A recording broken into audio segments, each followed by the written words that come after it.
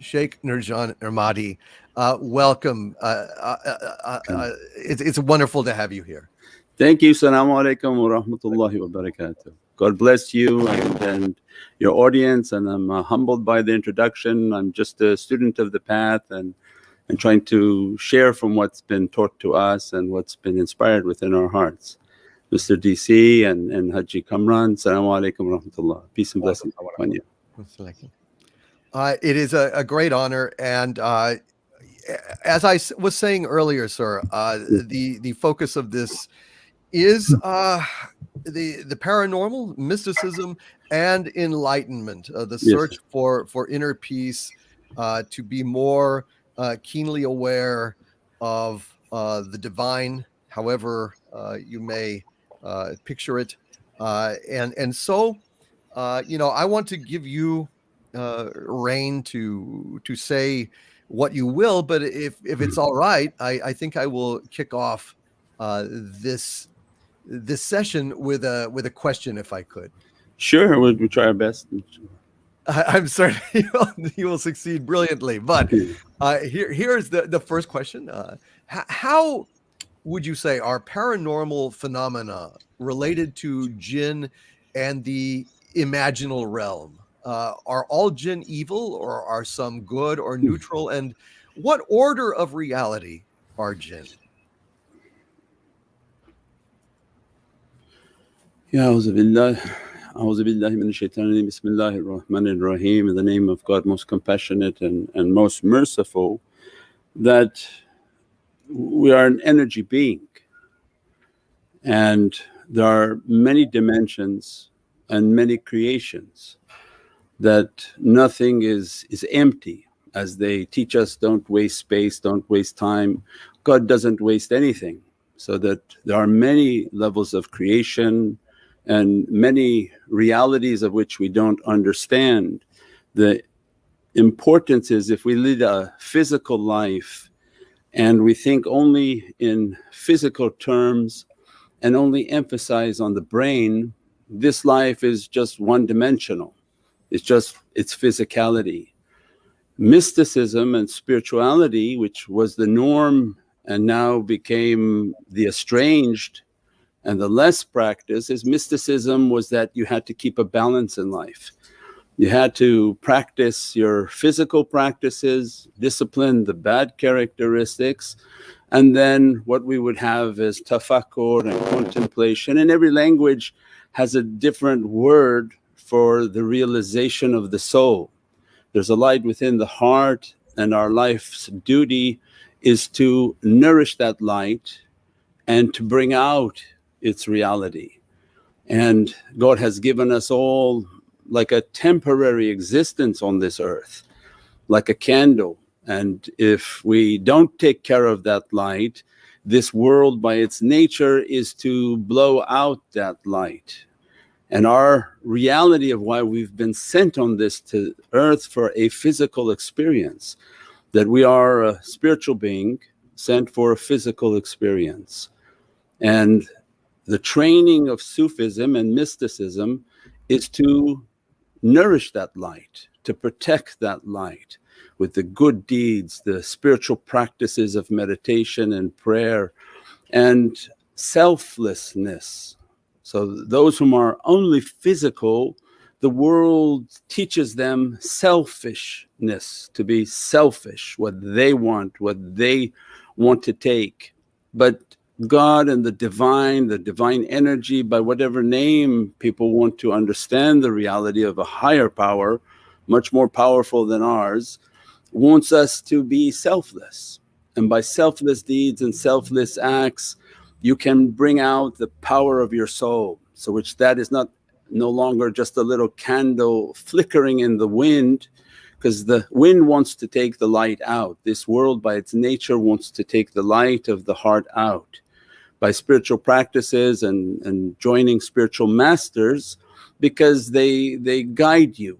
It's like having a sponsor, that if you are in an ocean of difficulty, it's very difficult to lift yourself out of your own difficulty, much of which you can't really even see. The concept of self-help we don't believe, because it's the self that's causing you the problem. What we call the ego, the nafs, the bad desire, here in the West we call it the self, as a sort of a like an oxymoron. That's the creature that's bothering you. That's the creature that teams up with every evilness and the self-glorification, the self-gratification. All of that has to be brought down. And so the spiritual training and the accompanying of a spiritual master is to bring out these realities of light and these realities of the bad character, identifying it, bringing it down, and then how to bring out the good character with good deeds, good practices, meditations. Once you train in meditations, then what makes the shaykhs and the students to be different is they train in the realm of the light. Means they entered into the realm of light and they train in it, they understand it, and as a result there are two senses for everyone. You have hearing that your audience hears with their ears, but you have an inner hearing. Every sense God has given us its two versions, so that what they call an inner ear in medicine is a reality. You have an inner ear to hear, but do you hear? Asks that you have ears, but do you really hear? So yeah, I hear. No, you're just using the physical ear, but you really didn't hear what God wants us to hear. So the inner hearing is when you sit and meditate and to try to connect with your consciousness. The belief is that God didn't give us this light to destroy it. Like, here you go, here's your inheritance and let's see if you can blow it into the world. But He gave us only a small portion of that light that's in the body. The greater light is always in His Divinely Presence. So it's like a spiritual connection, the cable man. You have to connect with yourself. That's why the Prophet taught that who knows himself, he'll know his Lord. He'll even find his Lord if he finds himself. So the journey for God is not outside, it's inside. And I know that your audience likes movies, and that was the Lord of the Ring. The opening series of Lord of the Ring, they were walking on the mountain, which represents the heart. And as Gandalf is walking, they're asking, why are we taking this long road walking inside? Why don't we go inside? We're walking on the outside. Why don't we go the shortcut and go inside? And as soon as they decided we'll go inside, means that represented a journey to the Lord of power. That our journey is not finding God on the outside and in buildings and in structures, but God is within us. And to go inside, then what was the first thing they saw were the orcs and the demons. As soon as they opened up that cave, there was 700,000 demons coming after you. And that's what the Prophet of Islam taught, that the inner fight is the greatest fight. The jihad means fight and struggle.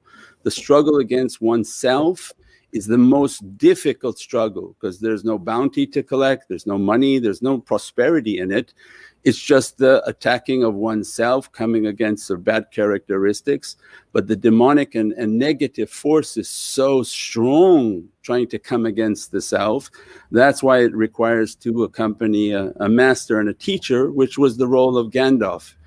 Gandalf started off grey because he was also on a path towards reality, and at which point he became Gandalf the White when he went through the bridge and fought his own demon, and he came out from his death as Gandalf the White to guide. So God is marketing. God is marketing to all audiences. It's not just in a mosque that you'll find God, but He's marketing to all His creation because He loves them. And through modern media, and there are some spiritual movies, they have some bad scenes that are maybe not appropriate, but the whole of it and can be understood that these are movies of guidance. And that when you take a guide, all the badness that you'll fight and all the demons that you'll fight. And one of those understandings in the realm of light are the unseen, which are not unseen for those whom operate with their heart. They're very much seen. And what the Western world doesn't know too much about, but what Islam brought, a deep ocean of realities, were the Jinn and the unseen creations of God. And they are created from the oceans of energy, like electricity. So for every one of us that God has created, He's created 10 of their creation. So they're very numerous in number, and they explain a lot of what can't be understood in the West. When they talk about aliens and they talk about encounters and they talk about abductions, for us those are jinn. Those are the jinn in your home that are abducting you every day, because they're in the home, they're in the home environment. They're a manifestation, they come through energy. When you turn on the TV, the energy that comes through them is them. When you listen to music, the energy that's coming through the sound is them.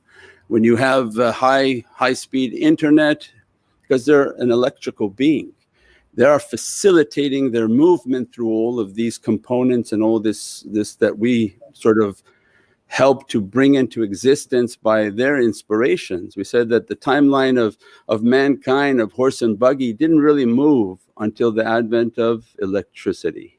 That's when they really wanted to put their world into this human world. And as a result, the height of shot up. We went all the way to the moon within 60, 70 years. So it means their whole movement and understanding is through that electricity. So when we study energy, when we study sound, we understand the sounds that are vibrating. Why do they want humanity to listen to such bad songs now with horrible lyrics and horrible words? Because to resonate at a low frequency so they can become possessed. So if we don't understand energy and frequencies, that's what's happening.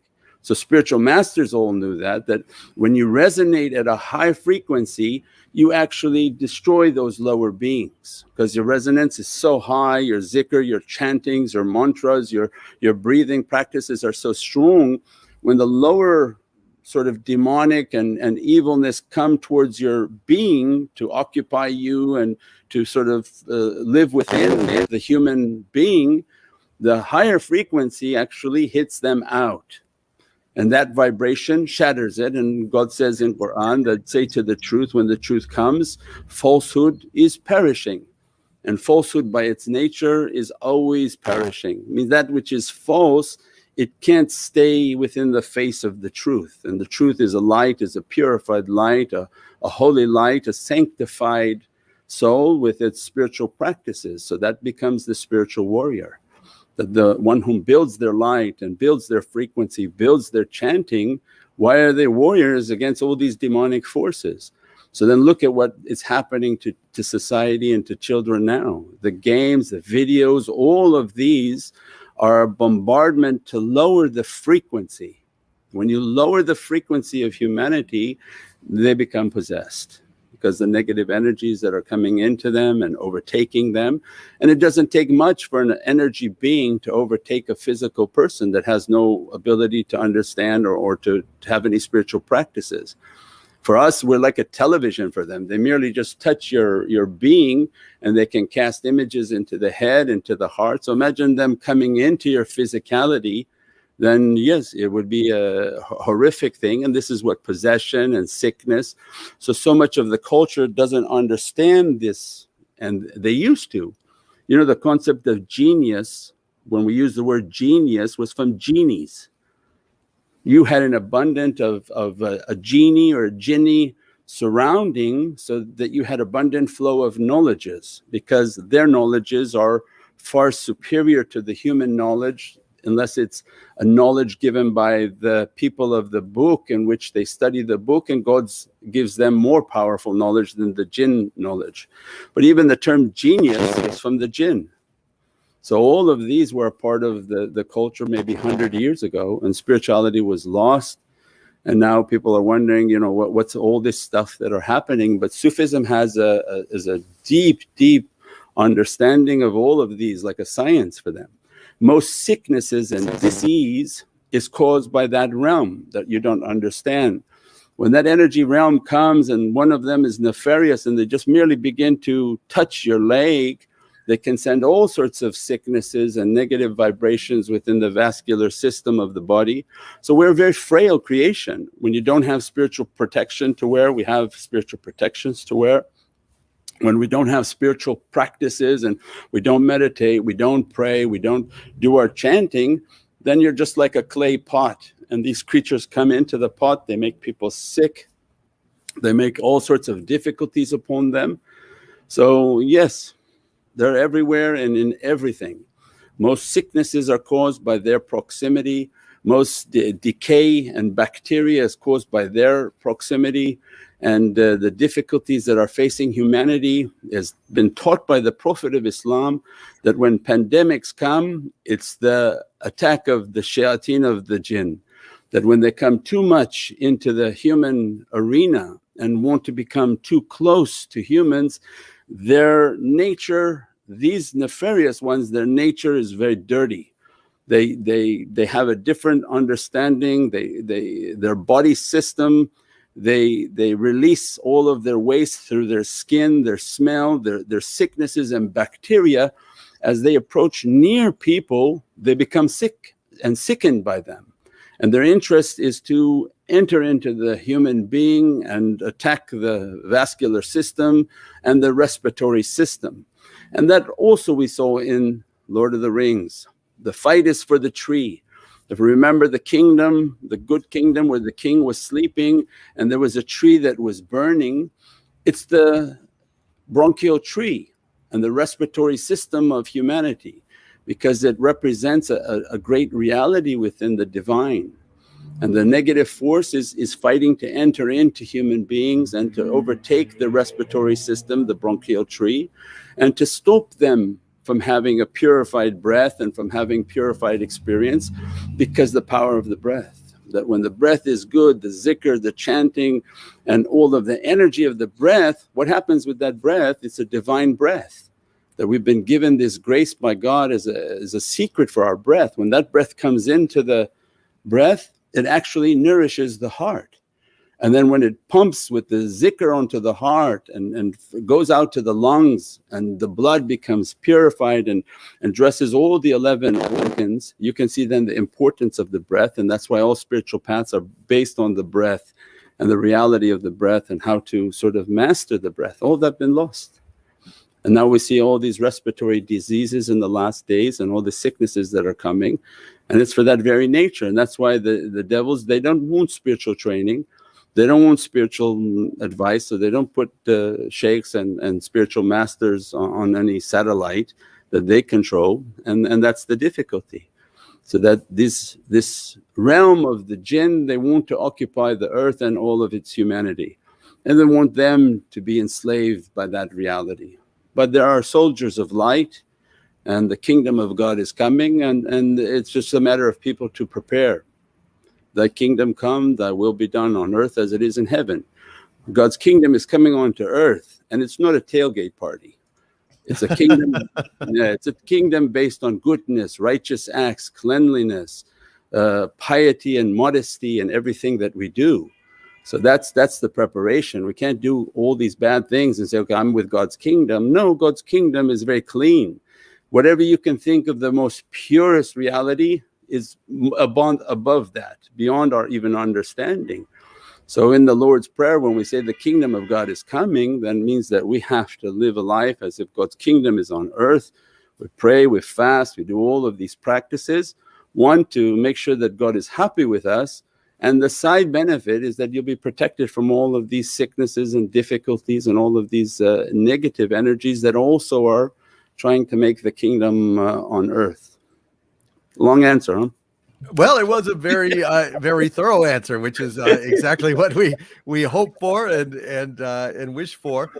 So you were saying that raising our vibrations through breath and other practices Sure. helps to defend against this sort of thing and negate it. So do you maintain then, or does the tradition teach that all of these sightings and things like Bigfoot and the Loch Ness monster and then things like that are all jinn from the imaginal realm, or are there actual aliens out there across the cosmos, or and I guess that things like poltergeists and stuff are definitely jinn in the Sufi tradition. Is this correct?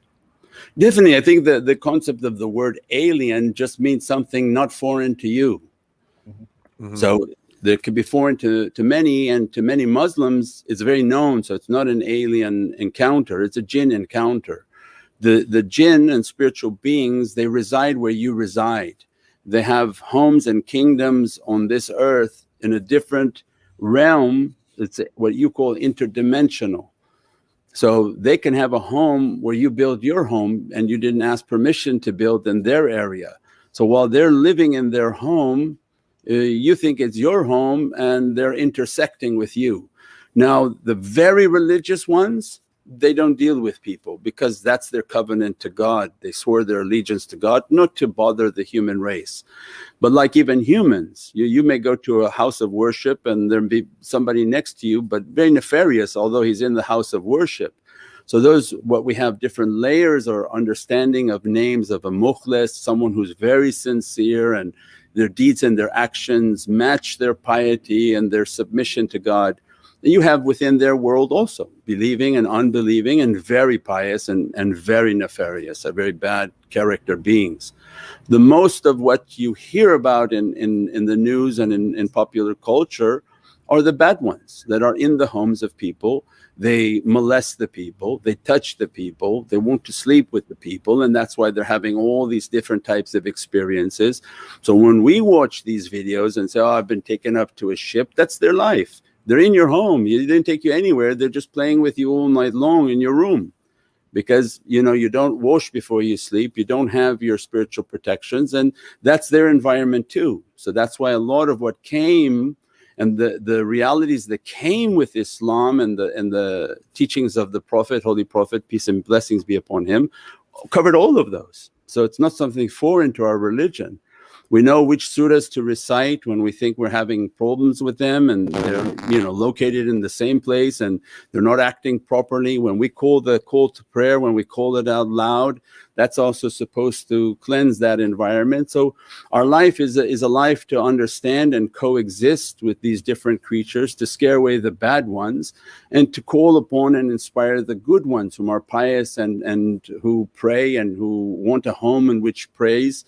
So that's why a lot of the Sufi traditions, the chantings, the zikrs, all of these practices, it encourages very pious spiritual beings to live amongst us. And as a result of their living amongst us, many of the bad ones will run away because of their presence. But they require the home to be clean, the character of people to be clean, that the praying to be taking part into the home, certain creatures to sort of be away from that area. So there's all these different understandings and teachings. That's why I said it's like a science for us. It's not something that we have to guess. It's something that we live. And when the sheikhs go into seclusion and they do 40-day seclusions in which they're isolated, they're given certain things to recite and their teachers are sort of spiritually watching over them, that realm begins to open by the grace of God and begins to teach them. So it's not again a philosophy, for them it's a reality. And as a result, they can guide people on what to wear, what to recite, and how to approach this. Epilepsy and a lot of these different sicknesses are these creatures attaching themselves to people. And as a result, they're shaking, their body tremoring at night, and sleep apnea, sleep, what's the one, paralysis. All of these are jinn attacks. Because everyone has it, and Islam has it, where people come and say, okay, something has just jumped onto my stomach at night, and you give them a tawiz, give them to recite. The Prophet of Islam came and said that, wash before you sleep every night, recite these certain surahs of the Quran, blow upon yourself and sleep in peace. So all these practices came for a reason, because we have to live amongst God's creation, and they are about 10 times more than us. For every human there's 10 of them, for every snake there's 10 of their snakes, for every cat there's 10 of their cats. They have a whole kingdom, they have a whole creation, and they live amongst us, and we have to just deal with them and to be more spiritual and build our spiritual energy. I know, Cameron, I'm sure you want to ask a question here, but it just occurs to me, it's fascinating to me, this notion that there is another parallel, really it sounds jinn society. I mean, it sounds like that they have homes and lives and so on. And sure, I wonder, animators know, when you do animation, right, you draw in layers, right? Yes. You draw the scenery one layer, then you put the rocks on another layer, then you put the character on another layer, and it may be like 6 layering. And Adobe Graphics is the same, layers it's called. We are the same. We have many different layers existing within this space because God's not going to waste any space. Then they come into our realm, if you will, and can impact us. Do we ever peer into their realm Yes, if they take you. if If they they take you there? Yeah, if they grab and take you into their realm, that's why there's also many teachings where people have been abducted and taken. Right. And they've been taken into their realm. If one of them falls in love with a particular person, then takes them into their realm. And then that's why we have all these rules. You don't sleep naked, because they come in touch. They want to procreate. They want to grab. If they fall in love with someone, they want to take them into their realm. So there's many of these different sort of understandings. So definitely they're much more spiritually powerful. So they move between these different realms. Their technologies are far superior. Their lifespan is different than ours. Their lifespans are from 1,015 to 3,000 years. So you can imagine the amount of technology that they have. And when they want to appear through a physicality, they manifest in different type of physical forms. Right now there's a covenant that if they manifest openly, they have the right to be killed, and awliya will go after them to destroy them. They've kept their covenant not to manifest. As a result, they pop in and out without openly declaring who they are and operating. As a result of that, they don't die. They be brought down and they remanifest, and their lifespans are very long lifespans, and their nature is fiery nature. They're not stable beings. As a result, their nations are always at war, and people are getting caught between their wars and their characteristics. They can be burned accidentally by actions that you do at your home. So different things that you may do could burn one of their creatures, one of their children, and they'll take a lifelong war with the person. And as a result, that person may think they have lifelong misfortune coming to them. Well, because that creature's life is 1,500 years. So it would pass generationally towards a family. So yes, we have to understand that we coexist with them, and what's our duties and what's our protection and our understanding. But a society that doesn't understand anything about these things, then you can imagine that they have the upper hand. They seem to. So this would explain a lot about such phenomena as, for example, Skinwalker Ranch. I don't know if you're familiar with that, Sheikh. Yeah, I've watched the series on it. It's a fascinating thing. I actually interviewed one of the men who broke that story, one of the journalists who broke that story, who first wrote about it, and they had personally spoken to a tribal policeman who had been driving along the road one night and came across two individuals that were basically, they looked like dogs in trench coats and hats, smoking a cigarette and leaning against the fence, which is absolutely bizarre. But in this context, it makes a certain amount of sense that perhaps the fabric around Skinwalker Ranch is weak, and it allows these jinn to come through and manifest. Is this? No, it doesn't have to be weak at all. They have every right to manifest. It's for them like walking through a door, and their reality, because God created them as like an electricity with an enormous amount of knowledge, they can manifest as anything. They can manifest as a big cat head on a slim stick and walking down the street. They think that's their form of fashion. Their fashion is their imagination. Whatever they imagine, they can appear as, because that's their form of fashion. So that's no restriction. So Bigfoot, of course, if the guy wants to appear as hairy, he walks around hairy in the bushes. But as soon as humans appear, then they try to veil themselves not to be killed, because if they get shot in that state, they're going to vanish from that. But at the same time, they understand the covenant. If they start to appear, then they've broke their covenant, and they're no longer keeping the boundary of God, and their lifespans then will be shortened. And that's why we say the apocalyptic time is when the Antichrist comes, which we don't say Antichrist because that's just for Christians to think Antichrist. It means that the one whom comes to deceive all nations. So we have it in Islam, that it is not the Antichrist, he's the deceiver. So Dajjal for us is called the deceiver.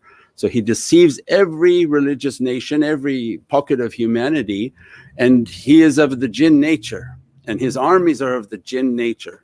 When they decide that they're going to show themselves and physically manifest themselves, then God gives command for the saints to attack and declare war against them. But for now, they're hiding themselves, so it's just teaching and going out and teaching people on how to build themselves, how to nourish themselves, and how to survive these difficulties. And this war that they talk about, it's not a physical war. The humans, they will attack each other and destroy each other because of the bad nature of the devils and the bad character. But what was important in the Lord of the Rings, this battle that's coming is from the unseen power. So when the humans were frail, what did they do? They went and asked for the allegiance of the king of the dead, and called them to come to be of service. And that's the same thing. When God rises and raises those whom have been given their spiritual realities, then it will be the unseen forces that come to the aid of humanity. Humanity by itself is very weak and unable to sort of survive that type of attack. So there's a lot that Islam and Sufism understand about the last days and Armageddon, and it has a lot to do with the jinn nations and their ability to manifest or not manifest. And so yes, it's a deep science for us. Cameron, go ahead.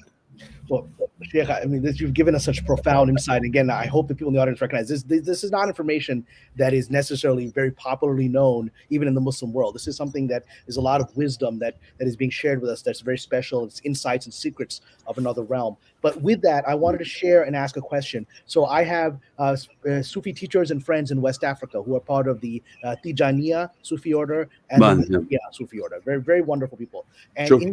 When the events of last year and the last 18 months started unfolding, the medical events and things, they said to me that the events that you're watching now are a spiritual war. They're not what they appear to be. And I think you've referenced that in part of the. They were saying that a portal is being opened, and people's high level of fear about the stories that are being told about what's happening to us is increasing their fear, and the lockdowns and being disconnected from each other.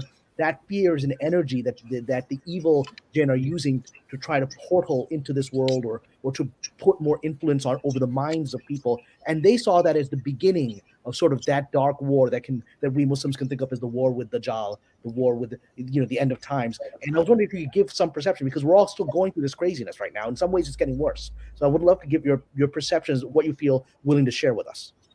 Sure, definitely. That is from the teaching. That's why the prophetic understanding that every time there was an epidemic, pandemic, the Prophet of Islam, Sayyidina Muhammad sallallahu alaihi wasallam, described that this is the arrival of the shayateen and marada. When they come too much, the jinns that are coming into this atmosphere, they come too close to humanity, these sicknesses start to come. Because so a human is here, if they want to possess the human, the problem is that when they start to approach, that human's becoming sick, and they're collapsing. So they want to boost the immunity of this human so that they can come into them and overtake them and use the physicality as their means of a protection. And they come in, and that's why people are dying. And just the mere fact that their energy is entering into this realm in billions, because they occupy no space. Yeah. That's what brings fear, that's what brings the energy, that's what brings all the bad characteristic. And fear is the opposite of faith. So when a people don't practice and don't have faith, that's all that these devils want, is that don't have faith, have fear, and as a result of fear will occupy you more, because they actually thrive on fear. So like in the Monster movie, Monster Inc., they were teaching. You know, the devil teaches so that God won't punish him, right? Expand on that, please. So the devil has to give some information out. He has to teach it, otherwise Allah will punish him. So he's going to say, no, I loved you, but I don't like these creatures. I don't like your Adam. I don't like the creatures of Adam and Eve. So everything I've given them a disclaimer. So he teaches what he's about to do, so people don't care. So in the drinks that people drink, it says spirits. You can't say I didn't know. And on the cigarettes, it gives you a precaution that you're going to die from it. You can't say, I didn't know. And then he puts it in modern movies that the Monsters Inc., he says, I'm going to come, make them scream, and I take the energy of their screaming.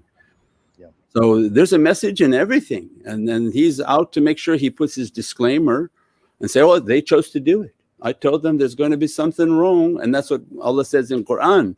When they were teaching the bad and how to make deception between husband and wife, they had to give a disclaimer that, you know, Harut and Marut, the angels. Marut, yeah, because they turned from the heavenly kingdom and they would give out information in the well of Babel. That's why they went into Iraq and that region to get to that well of Babel. So all of that information, they have to give a disclaimer that, you know, you're going to be punished if you do this. They said, we don't care, we want that. So you'll see it in all popular culture. So that's the energy that they thrive on. And as a result, the people of faith and building their faith, that becomes the test of their life. That if you have faith, although I walk through the valley of death, I fear not, for I know God is with me. Well, that's the time you have to have it. When people are saying, be scared, and be scared. Be scared of what? If I'm going to die, I'm going to die. I'm not going to live here 1,000 years anyways. But to have faith and all your spiritual practices, so when these creatures start to come, they can't possess you. Yeah. And your energy and your strength and the strength of your faith pushes that energy away. So that's the battle right now for faith, and that's why one after another, this is not stopping, this just began. Yeah. One after another things will start coming in, do this, do that, do this, but that's not going to help anybody. What's going to help people is their spiritual practices and their faith and their connection with the divine kingdom. Yeah, it's that does make a lot of sense. I would like to ask about, across all traditions, it seems that there are, in all traditions, pretty much a anticipation of end times. Sure. In the Vedantist tradition, the Hindus, speak of the Kali Yuga. The Christian faith, has the apocalypse, and yet they all seem to have the same kind of conception of, let there be light, and there was light, and then at the end times come in a kind of violent conflagration, in which case things get reset. There does seem to be a lot of commonality in a lot of traditions, religious, philosophical traditions around the world. And I wonder, is it because they are seeing the truth just through different levels of veils of distortion and noise? Is that a good way to think of it? That different perspectives might just see it from a different angle, and it's almost like there's many layers of gauze. It's like the game of telephone, where you go around and you're trying to convey a message or a truth, and every time with each telling it gets a little bit different, a little bit altered, just because of human mistakes. Can you discuss any of that, like commonality between these various traditions? Yeah, I would imagine that there's God's grace and majesty is to warn all his creation. He loves them. He created all creation with love. Now, depending upon the people upholding what their prophets brought, because prophecy was guidance, so that we're never alone. And that the Prophet of Islam said, after me, then there are the awliya, the friends of God, that they keep the tradition in the way, and that God doesn't leave the earth without 124,000 saints upon this earth, and that they're guiding, they're teaching, they're inspiring those that can take what's been taught to them and to keep it to be clean. Then they have a commonality. But in every tradition, I believe there has to be a warning for the days of difficulty and days of bad character and deceit. But the most important is this word deceit. So now you see everything around us. If you want to know, is this the time? Say, yeah, because look at how much deceit there is. We've given talks on our own forum and platform, the concept of Facebook and Instagram. People making profiles that are not them, that are not their clothes, that are not their cars, And that's a manifestation of deceit. What you used to have as an inner desire, bad desire, you didn't, talk about it. And God says, I won't punish you for any bad intention, but I'll give you the reward of every good intention that you act upon. But now the world that we live in, it's all deceit. Every platform is somebody who is not them, and the images are not them, and everything been Photoshop. And so we live now in a massive manifestation of deceit. So what more do people want as an understanding? And then that any type of extremism isn't the religion of God. That's a manifestation of deceit. So he has his agents in every religious agency, in every religious office, in every media platform. So it's not limited to just one or two. It takes the whole world. And this whole world now is sort of manifesting with all these deceits. So it's here, it's now. It's a matter of how we're going to see through the deceit. And the only way to see through the magic is through the inner heart, right? So that when the world becomes darkened and you can no longer detect this magic show, well, God gave us something. He gave us a heart. And as soon as you meditate and contemplate and build that ability, you'll see through your heart. So they don't train us to see through the eyes, because the eyes only see the deceit of whatever is being played, and they don't teach you to hear only what you have. But like when we started off in the talk, there's an inner hearing. So when I meditate, I have to connect with an inner voice guiding me on my consciousness of right and wrong, and I have an inner sight. But if I use only my outer sight all day long, just look, why does he want these people to have so many tens of thousands of images on TikTok coming to their eyes? Well, because the eyes are the window to the soul. If you're trying to meditate and all day long seeing these very, very negative images from the eyes, and you're trying to meditate and keep your heart clean, it can never be clean, because the eyes are distorting, and the heart is like a hard drive. So everything the eyes are bringing in, it's the devil wants to crash the hard drive. So he has an intention for everything that he's doing, negativity, whatever people want to call these negative beings or negative energies. They just want to crash the hard drive and people not to achieve the light that they have to achieve. But when somebody begins to meditate and contemplate and clean their heart, they can begin to see through their heart. And they see what needs to be seen. And they'll have the clarity through difficult and dark times. They'll have clarity through their heart. And they'll be able to hear, although all the lies and deceit that you're hearing everywhere, they'll hear with an inner hearing of their consciousness, all of their sort of controls. So there is a spiritual station being broadcasted from the heavens. But do we have the ears to hear it and the eyes to see it? And if not, we need to get there. No, that's fascinating, because Twitter, for example, is a terrible, terrible place. It is like a very toxic, negative place filled with hatred and darkness. I mean, there is some goodness. I mean, I've got wonderful friends. We use it as a tool of communication. Sure. But really, you spend the more time you spend on Twitter, the worse it seems to hurt you.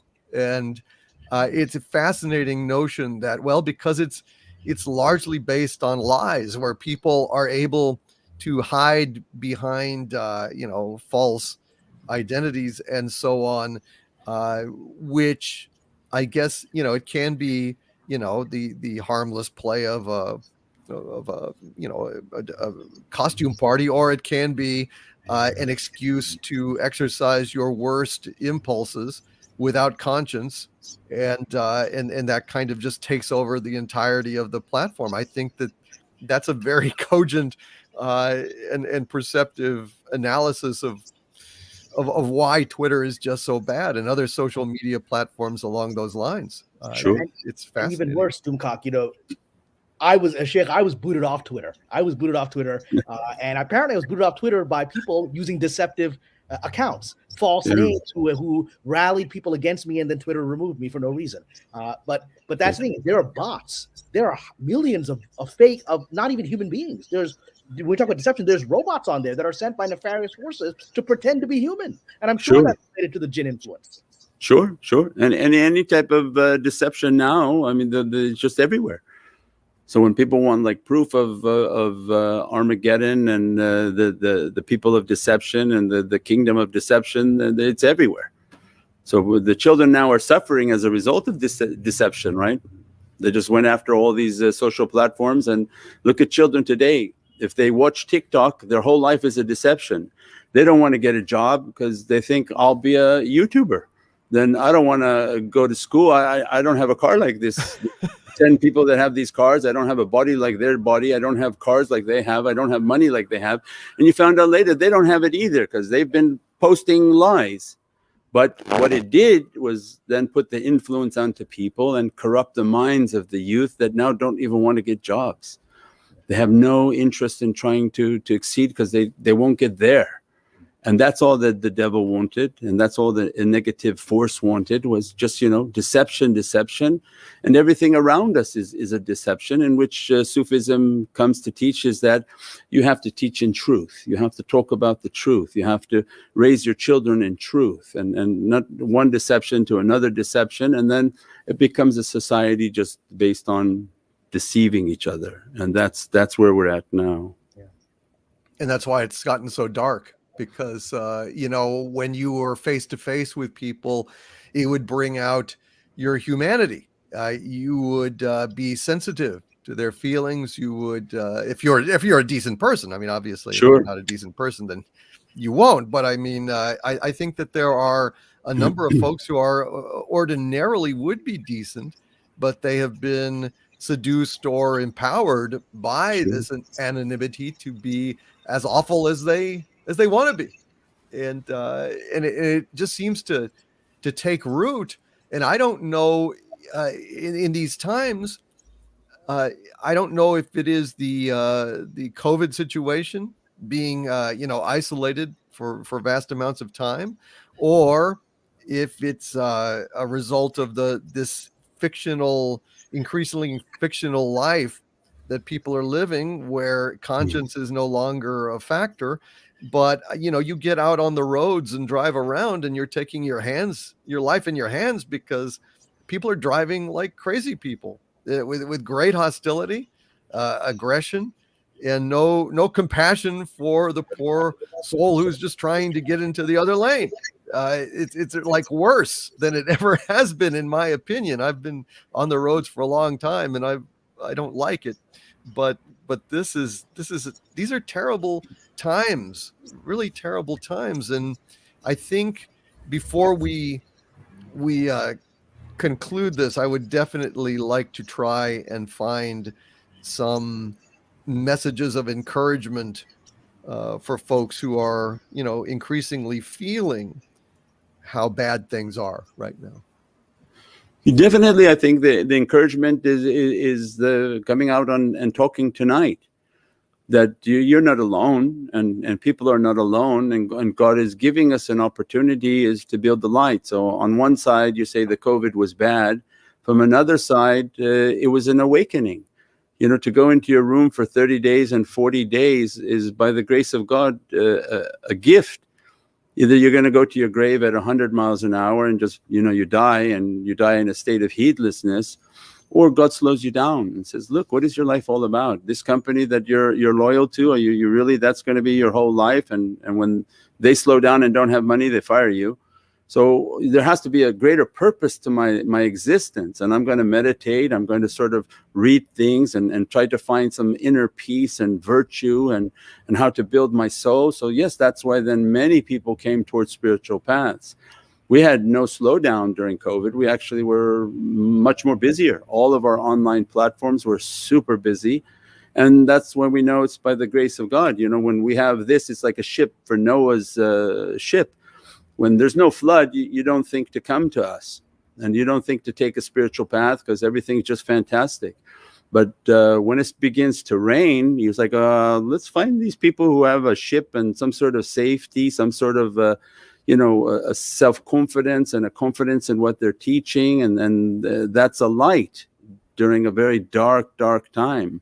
So I think it's an opening for spiritual paths and for people to come towards spiritual paths, that you have to do something. You have to have a balanced life in which you take care of your soul, your heart, and then your physicality. It all falls into place. But to live a physical life completely, that's for people who are now in a state of panic with all the difficulties and all of the hardship that's being faced.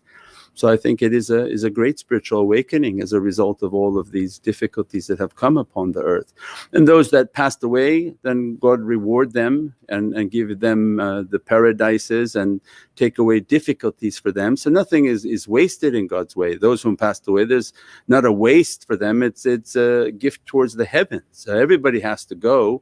So that can't be the thing to fear. It's just how we're going to live our life on this earth, to build our spiritual ability and our spiritual understandings by the grace of God, inshallah. That's a very wonderful message. Cameron, you look maybe like you have another question? Well, I have infinite questions. I know. I would like to share with the Sheikh a little bit of my own journey and perhaps get his comment. You may have heard from our friend Yassine. I'm a Muslim filmmaker in Hollywood. Sure. I've been 20 years, and I've had some success, alhamdulillah, but I've had many obstacles. Sure. I smiled when you told some of the stories, like the story of the Quran of the well of Babylon, where Yeah. Marut were trapped after they taught human beings magic. I have been writing a script about that, and people in Hollywood were like, I don't think there's a market for that. I'm like, no, I think there's a big market for that. I think you just don't want that story out there. yeah.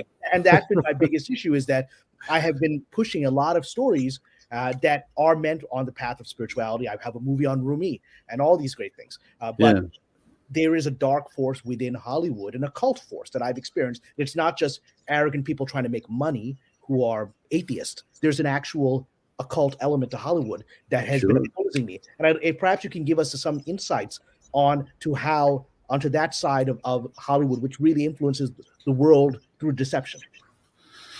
Yeah, as we say, within the kingdom of God, there's 124,000 saints on this earth. Mm-hmm.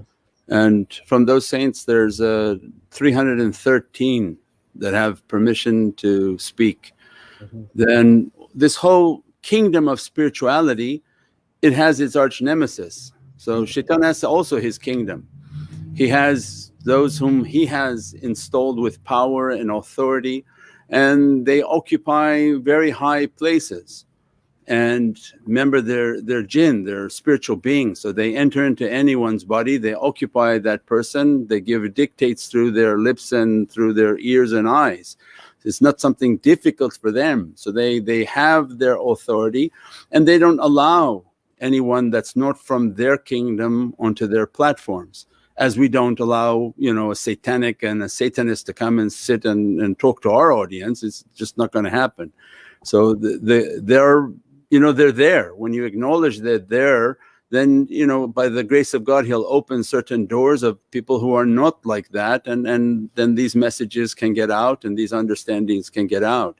But definitely they have a very tight grip on their kingdom, and they occupy all of the sight and sound that they want to propagate, right? They want to propagate the song, so they choose who these people are who are going to sing, and they make sure that's like what would you call like a gospel for them. They want those words out to contaminate the ears of the youth and to adults and people. So those are very high positions. They're not something random, and they want to control the hearts and minds of people. So that those are very strong positions that Shaitan has guarded and the people who he has in place. So it's a matter of spiritual practices and the prayers of the heavenly kingdom that open and facilitate what God wants to facilitate, and these messages to come out. And again, they don't want, like you said, those messages to come out. When you understand the importance of the well of Babel, well, the first place they stepped was into Babylon. In those wars, that wasn't about any other subject other than getting into that well and retrieving its secrets. And they occupied all around that well and sealed it off.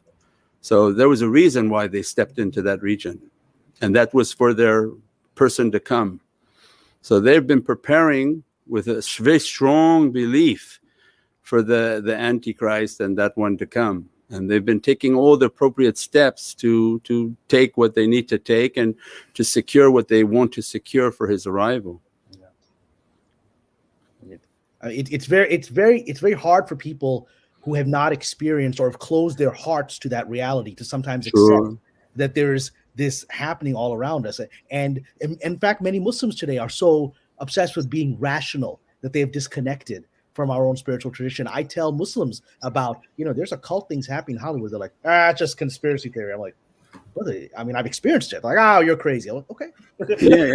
No, because it's by the grace of God that you have a heart that understands it, right? Yeah. So most people, if we talk to somebody, random relative or somebody, immediately it's like a computer shut down and they actually fall asleep in the middle of trying to describe something. It's just not in their program and it's not meant for their program to hear. Yeah. And immediately, it triggers their program to shut down and they go to bed. They go to sleeping, and then by the time you finish talking, they woke up again. So it has to do with guidance and the grace of God that he allows certain hearts to understand, and then they're called to it. So I think Stephen King made a movie about The Stand, which was the same understanding, right? That was an inspired movie. The people who knew it, they had dreams and they were going towards the devil. Yeah. And the other ones, they no, that's wrong. That direction's wrong, and they went completely a different direction. And that's the calling, that if somebody has a heart, God is calling them, and they know who they are, and they can't deny it. And the one whom God is not calling them, you can call them all you want, they just fall asleep. Yeah. As a close friend of mine said to me just this past weekend, he said, I don't want to know what you know. I'm not interested. I like the world as I see it. I said, okay. Then that was another spiritual movie. It was The Matrix, right? They don't want to take the red pill or the blue pill. So The Matrix was a very deep Sufi movie. Yeah. That once you go down the rabbit hole, there's no turning back. And that being plugged in, well, that's what the devil wants for us, right? Aren't we plugged in with all these devices and all these electronics and all of these? So we're the battery for the jinn. Mm-hmm. The energy that we have. And the nefarious beings, they don't have this grace of the soul and the reality that we've been given. So they don't have an ability to get light, right? So they have to extract and vampirize people for their light. So we are the battery. Yeah. When the heart is good and God is sending his grace, they want that.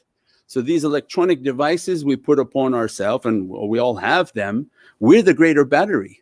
And it actually takes you. So there are spiritual practices. For anyone at home, you put your hand out and say, okay, move my hand with your strength. And then the person tries to move and doesn't move it. Then hold the telephone on your heart chakra. And then say, now move my hand. It come down in a second. Wow. Because it pulled your entire energy. Wow. And it pulled your spiritual protection. So it'll deplete all your energy. So they know all these things. This is their realm. So the more that people try to study spirituality and understanding energy effects, then the more they can benefit from that. That is fascinating. The Matrix analogy here was a very, very powerful analogy because,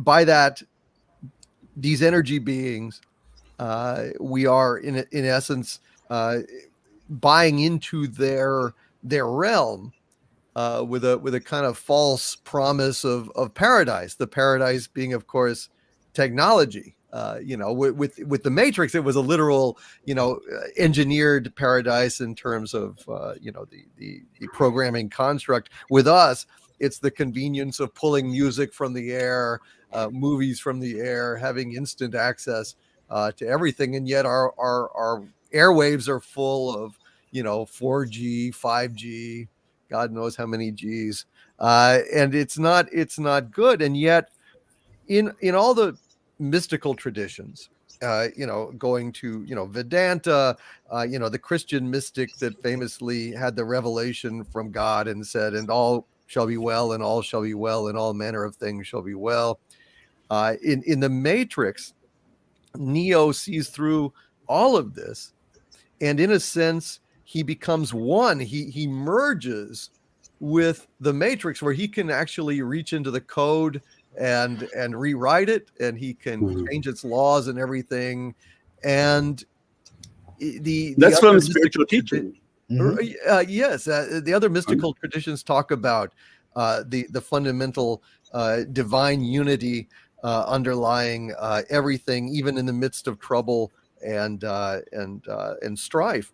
And so, really, the more you dig down into the Matrix, the more fascinating it becomes. And I'm just interested in asking you, as a neophyte here, but someone who is interested in mysticism, the underlying nature of this manifestation, this creation, is it one of unity despite all of the terrible, portents and Jinn and the COVID and all of the heartbreak of life? Ultimately, uh, is that Christian mystic correct? And all shall be well, and all shall be well, and all manner of things shall be well. I think we have the nature of being well, the potential of being loving, the potential of being kind, and I think because of that potential so strong, the negative force is so eager to conquer us. So we don't. God says in Quran that we don't change a condition of a people until they change what's within themselves. So this is about people wanting to improve themselves. So when people are rallying on the street and they're not happy with this, they're not happy with the government, they're not happy with whatever they're not happy with, well, the real rally should be inside, that you have to fix yourself, otherwise God's not going to change anything.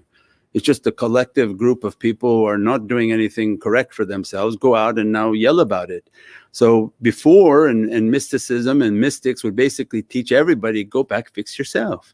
If we're only 5 people on this earth and 5 of us, fix ourselves, busy ourselves about ourselves and cleaning ourselves, it would be a beautiful world with the 5 of us or 3 of us. But if only one person wants to fix or nobody wants to fix, then it's going to be inherently difficult. Why? Because God gave us an ego that's very dominating, and put a wild card of a devil on this game. And the devil and the ego, they become partners. So if you know the game, it's like a soccer game. Do you ever think that you're going to get the ball and just go all the way and score the goal? Although there's men on the other side, but they have given themselves to negative energies. And by the nature of the game, they're going to block you from scoring. So if we understand, and we have to try to purify ourselves and protect ourselves and to try to rise above the bad characteristics. And the scene in the Matrix is that is in spirituality called to die before you die. So when he was running, he was getting nowhere until one day he just faced them and they shot a bullet at him. And the bullet, because if you fear death and you run, your whole life you'll be running from the devil. But if you don't fear death and you look it to the face and say, what is there to fear? And that was the scene in the Matrix that was important, because as the bullet came, God didn't want it to hit. And as a result, the bullet fell. The fear of death left, and he could now see the Matrix. He could see the divinely kingdom.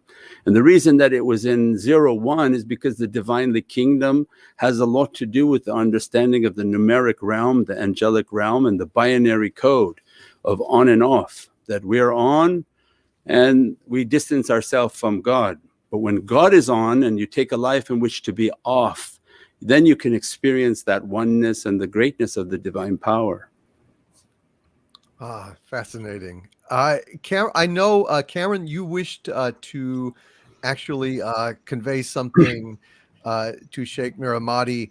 I would like to go ahead and give you the opportunity to do that about your formal ritual. And then I would like to, if that's okay with you, Sheikh, Sure. go to some of the super chats here to allow folks to ask their questions as well. Sure. How'd you come on? Are we doing the bayat, the initiation? Karen, Your mic is off. you muted yourself. I muted myself so I didn't want to interrupt the Sheikh. I apologize. Oh yes, yes, no, that's first of all, yes, my intention tonight, because I've been very interested in the Naqshbandi order in particular, and I wanted to tell the chat what we're going to do with your permission. Sure, go right ahead. So the Naqshbandi order, of which Sheikh Nurjan is a major teacher, is one of the great ancient Sufi spiritual orders. I've been attracted to it for many years. It has such profound wisdom, and his great teacher in the lineage, Sheikh Nazim, may God rest his soul, was one of the great saints of the past century in the Islamic community. And so what I'd like to do, and for all those who don't know exactly what's about to happen, I'm going to, with the Sheikh's permission, I'm going to do what is called the bayat, which is the oath of allegiance, which would allow me to be considered a student, a member of the Naqshbandi community. I have participated in other Sufi traditions as well, but I feel a very profound connection to this one in particular. And so if you'll all be willing to just give me 5 minutes of your time, I'm going to be doing the bayat, which will be saying certain things in Arabic. You might be like, what's he going on? But there are certain oaths of allegiances to God, to his prophet Muhammad, peace be upon him, to the saints of this particular Sufi tariqa, the Sufi order. And so it'll take about 5 minutes of your time. Please stick, even if you don't know what's going on, please share with me that I'm offering my heart here in a spiritual allegiance with our teacher here. So, and then after that, we'll jump into super chats, and I'm sure there will be people who have deep questions for the Sheikh. So, I have the Arabic in front of me, but I'm new to this particular tariqa's approach, so I'm going to rely on you, Sheikh, to guide me. Sure. Inshallah. A'udhu billahi minash shaitanir rajim. Bismillahir rahmanir rahim.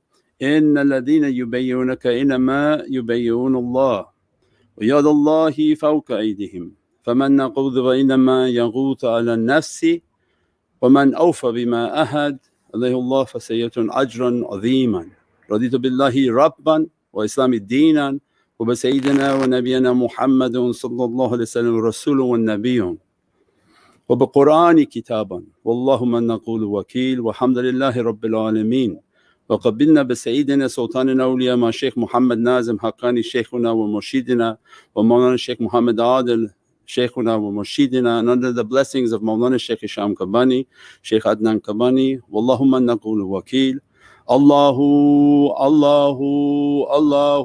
haq, Allahu haq, Allahu haq ya Rabbi, illa sharaf al-Nabi sallallahu alayhi wa sallam wa alihi wa ashabi kiram ولا مشايخنا في طريقة النقشبندية العلية خاصة روح إمام طريقة قوت خليك شان نقشبند محمد ويسي البخاري سلطان أولياء الشيخ عبد الفيض الداغستاني سلطان أولياء الشيخ محمد نازم حقاني مولانا الشيخ هشام كباني شيخ عدنان كباني شيخ محمد عادل عبد خالق الخجدواني صاحب الزمان سيد محمد المهدي عليه السلام روح الله سيدنا عيسى عليه السلام سيف الله سيدنا عليه السلام ثم سيدنا بكر الصديق سيدنا عمر سيدنا عثمان إمام الحسن عليه السلام إمام الحسين عليه السلام وسيداتنا فاطمة الزهراء عليه السلام وسائر والساداتنا وصديقين الفاتحة بسم الله الرحمن الرحيم الحمد لله رب العالمين الرحمن الرحيم مالك يوم الدين إياك نعبد وإياك نستعين اهدنا الصراط المستقيم صراط الذين أنعمت عليهم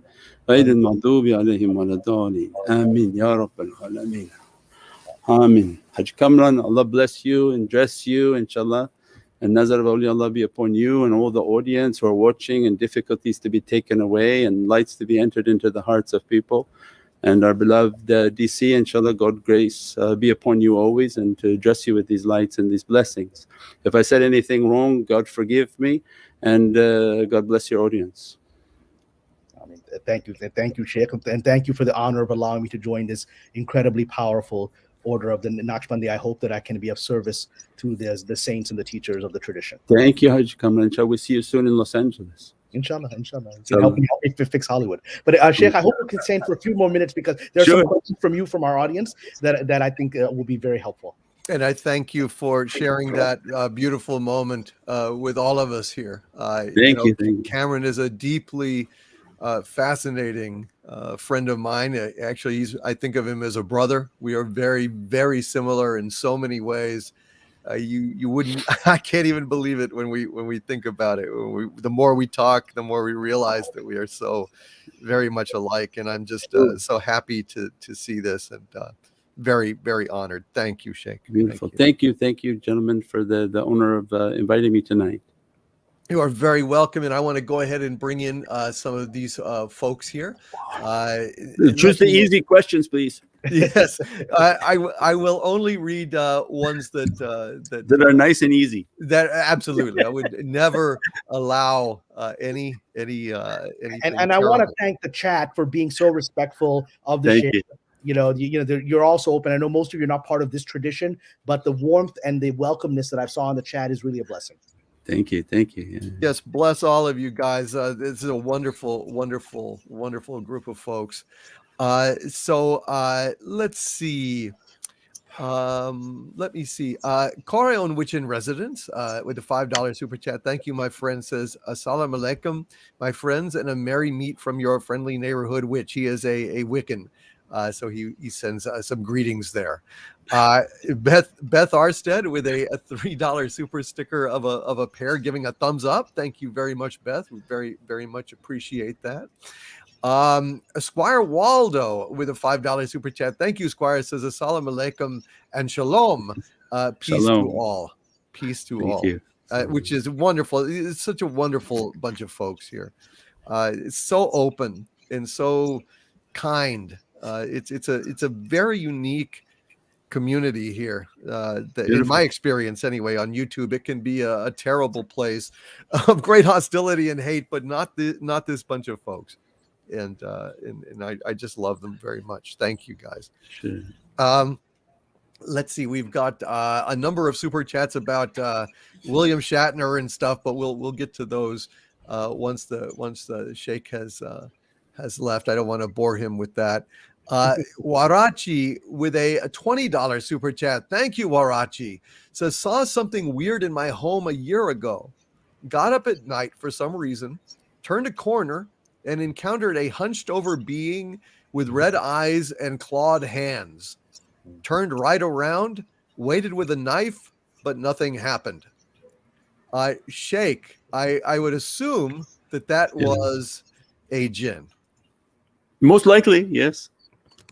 Yeah, that those are the encounters and the form that it can take to scare people. Maybe it depends on what's happening in the house. That's why in our way and in our teaching we have the religious writings that we put upon the wall, and the different practices and recitations to put upon the house. Because again, like we said, that they're ever prevalent, and the ones that are of a nefarious nature, they don't just leave if they start to come. So that's why then if they contact, and you get all of these writings that you put upon the wall, and all of these the protections, ruqiyah, that give a protection again for the body, for the home, for the property, so that they understand that this is not just an open territory to come into. That's very important, indeed. Jacob Holler has a very good question here. This might be too hard a one, but we'll see. At least it's respectful. Jacob Holler with a $5 super chat. Thank you, Jacob. He says, why do you think children are born with disabilities? Yeah. The ways of God towards man, an ancient question. Any Sufi teachings about this? Yeah, the complexity of the divine is not something that can be sort of simplified. It's at so many different layers. So one understanding that has to set the standard is death is something good. If in the West you think death is bad, then everyone who dies is a punishment, then it's a misunderstanding according, we come from heaven, we're going back to heaven. So when we believe that death is our abode and that God wants for us a beatific paradise, it sets now a platform. Then when you come to sicknesses and children and what type of burdens that they want to carry, what type of burdens they agree to carry, if you're a spiritual being coming for a physical experience, we all have a two-way ticket.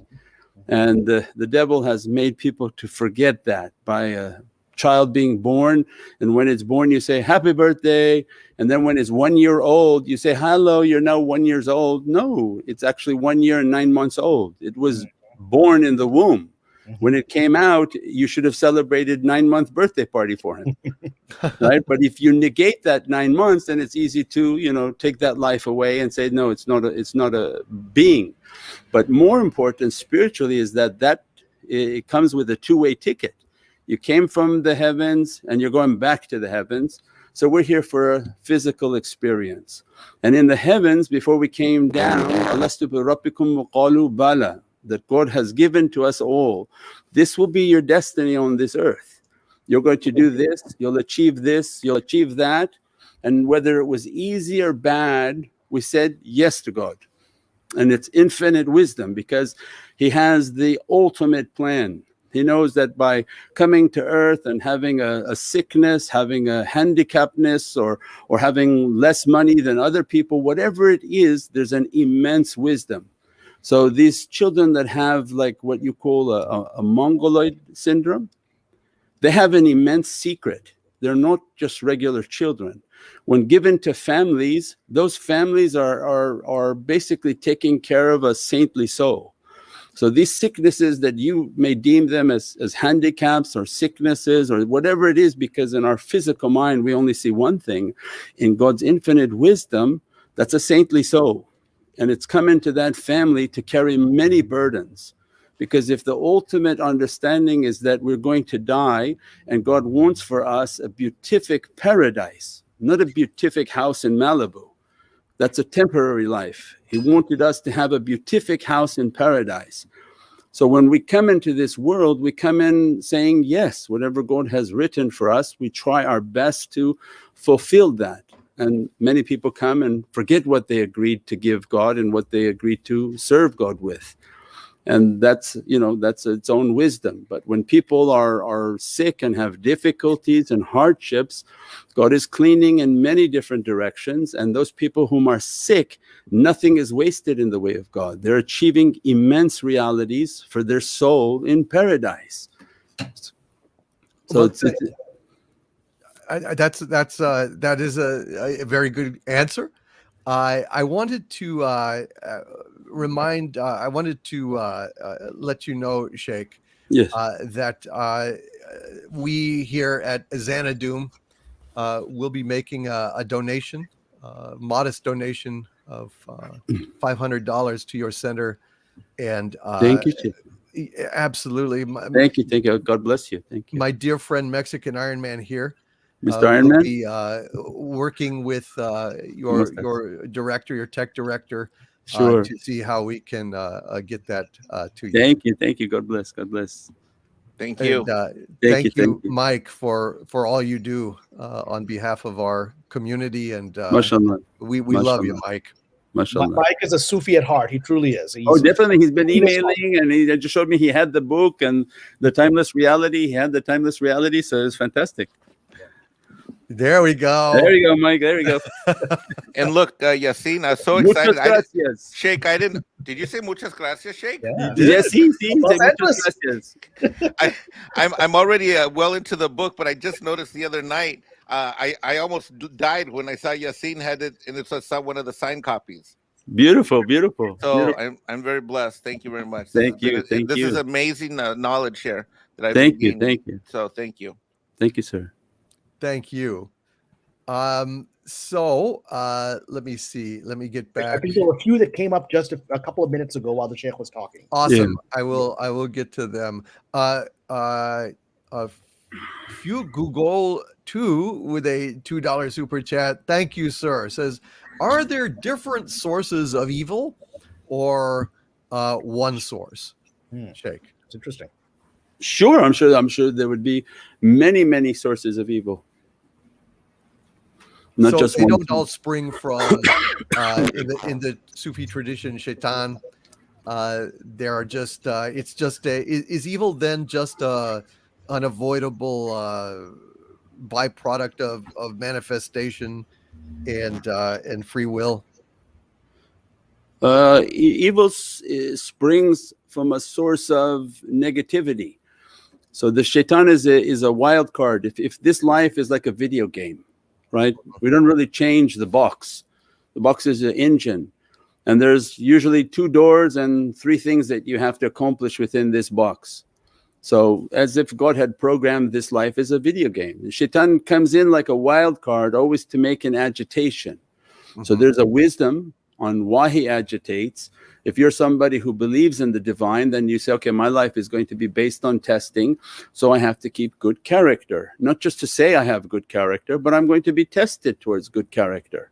So then that becomes then a testing. So in a lab, the fire brings out all of the reactions, right? In a chemistry lab, if you want to have a catalyst for something to happen, you introduce fire.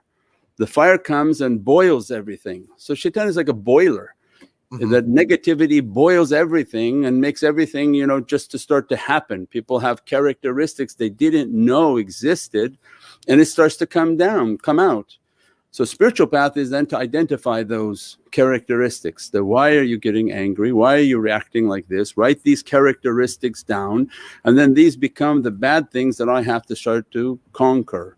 But as far as people being evil and wicked, I think they took some of the courses from shaitan and evilness, and they kind of went all over the place with it. So everybody has a capability of being negative, and their negativity is a mixture of shaitan and their own production. This is very much in accord with a Christian concept of Satan. As I understand it, the word means obstacle or barrier, and so it's like in fact in one of the books, I believe it's Job, Satan was an angel, and it makes a bet with God that Job can be corrupted, and so it's like it's part of the plan as opposed to something against the plan. And it seems like that is what you're saying as well, Sheikh. Yeah, to an understanding that again, the shaitan is a jinn, and his reality is Azazil, that was a jinn, and that he took to worshiping God, and our understandings and teachings, he didn't leave even one hand space where he didn't prostrate. And as a result of all his worshipness, he was raised and raised and raised and raised until he was raised to the height of being able to teach the angels. But he was never an angel, he was a jinn, and is a jinn till today.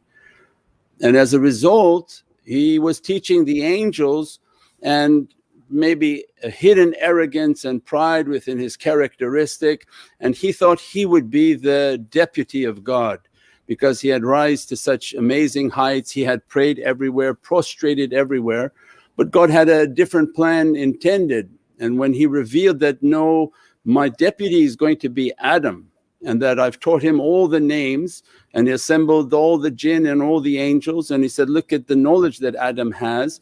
When he began to teach these knowledges, God asked everybody to bow down, to show your respect for the knowledge that I have bestowed upon this creation of Adam alayhi salam, and all bowed down except Azazil.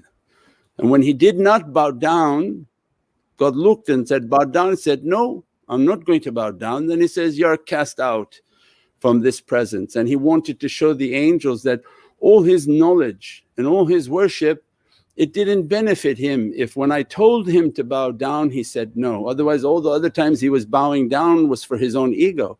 But when I told him to bow down, he said, no, you're out, go down, get and cast him out of paradise. So that's the same testing, is that if we do what we do out of arrogance but not for God, our life is going to be tested. It's not a matter of what I say, it's about my deeds and my actions, and God is going to test me. So as a result, he threw him onto earth, and then this is his abode to now, because he got cast out because of Adam, he's not very friendly with the children of Adam either. And as a result, he's after them.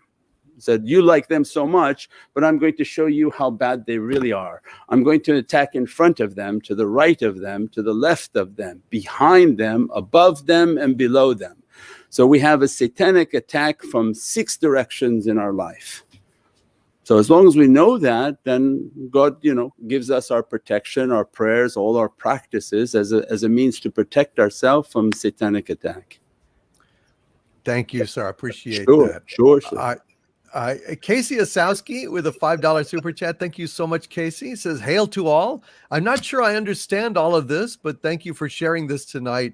You've given me much to consider." Well, Casey, you're Thank very you. welcome. And we try to, expand horizons on this show. And Sure, that's, sure. Thank you. what we're doing Thank you for today. having us. Yeah. You're very welcome. Thank you for coming. Thank And you. Zebulon Pike with a $4.99 super chat. Thank you, Zeb. Says, "Hail to the Overlord, the amazing guests, and to the chat." Thank you, Zebulon Pike. You're very kind, sir. Kathleen Morrison with a $10 super chat. Thank you, Kathleen. Says, "Thank you for the perspective and the hope. Peace be with you." Thank you, sir. Peace be with you.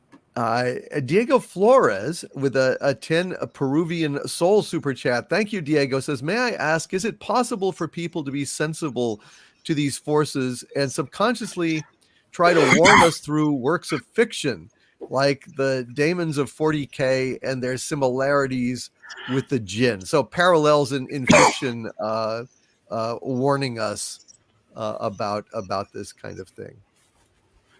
Was that the same as like when we said in the beginning that all the movies, there's a message in many of them? Is that what we mean? Mm-hmm. I That think in the that's what movies he's and pop asking. culture and cartoons, many of these are being disclosed. So there's the one at night. What's the one at night? The gargoyles. Disney makes a cartoon Right. called Gargoyles. Yeah. Yeah, it's very real. Those statues, and that's why we don't have statues, because the negative forces, they occupy and they shelter themselves because they're electrical beings with no shelter. They shelter themselves within those statues. And Disney showed it. At night at 6 o'clock, Maghrib time, they came walking out and they were walking around throwing things from the roof of the building. And it seems comical, but it's also a way to introduce themselves to children that don't fear me. I'm something nice. I'm funny, look. And it sort of diffuses the children to, oh, well, then it's commonplace for them, where they should be scared of, negative forces, negative creatures. They sort of want to familiarize themselves through popular cartoons and movies, which that can be very dangerous. Yeah. No, I mean that's something so profound, because I've experienced that directly in Hollywood, where I've been asked to put in things because I studied a little bit of esotericism. I'm like, why are we doing this Kabbalistic thing in here? I know what this is. Why are we putting that in here, right? What's the intention of putting this little magical symbol from that tradition in here? And then they get startled that I know what it is, right? And that makes them a little agitated, because you're just supposed to do what they're asked, not actually know what they're asking you to do. Sure. And like when they watch the horror movies, the symbols on the wall, when they want to show a satanic movie or a satanic scene, those are real symbols. Absolutely. And by watching them, those energies come into your environment. Yeah. And the incantations, sometimes we've heard, those are correct incantations. So they're reciting things they shouldn't be reciting on television. So you have to mute the sound so that incantation doesn't come into your home, because it's very difficult to leave these energies. So, anything you call upon in Sufism, before any grace, before anything you do, you have to say, A'udhu billahi minash shaitanir rajim. I seek refuge in God from the accursed devil. So that's a barrier. When you break that barrier, you basically have to invite the devil into your existence. Otherwise, he can't come. That's why all the Dracula movies are showing you their disclaimer. They come as a handsome man and they tell the young girl, invite me in. Why would you invite you in? Why don't you just come in and then, eat everybody? But they can't. And they have to show the disclaimer. So that's in Sufism and in Islam is our teaching. A'udhu billahi minash shaitanir rajim. I seek refuge in God from the accursed devil. So we try to live a life not breaking that. Don't invite the devil in. So when you summons them, conjure them with these incantations and these logos on TV shows or a Ouija board from Walmart, you're calling in very, very horrific beings. They don't leave, and they cause enormous amount of difficulty and hardship within an environment.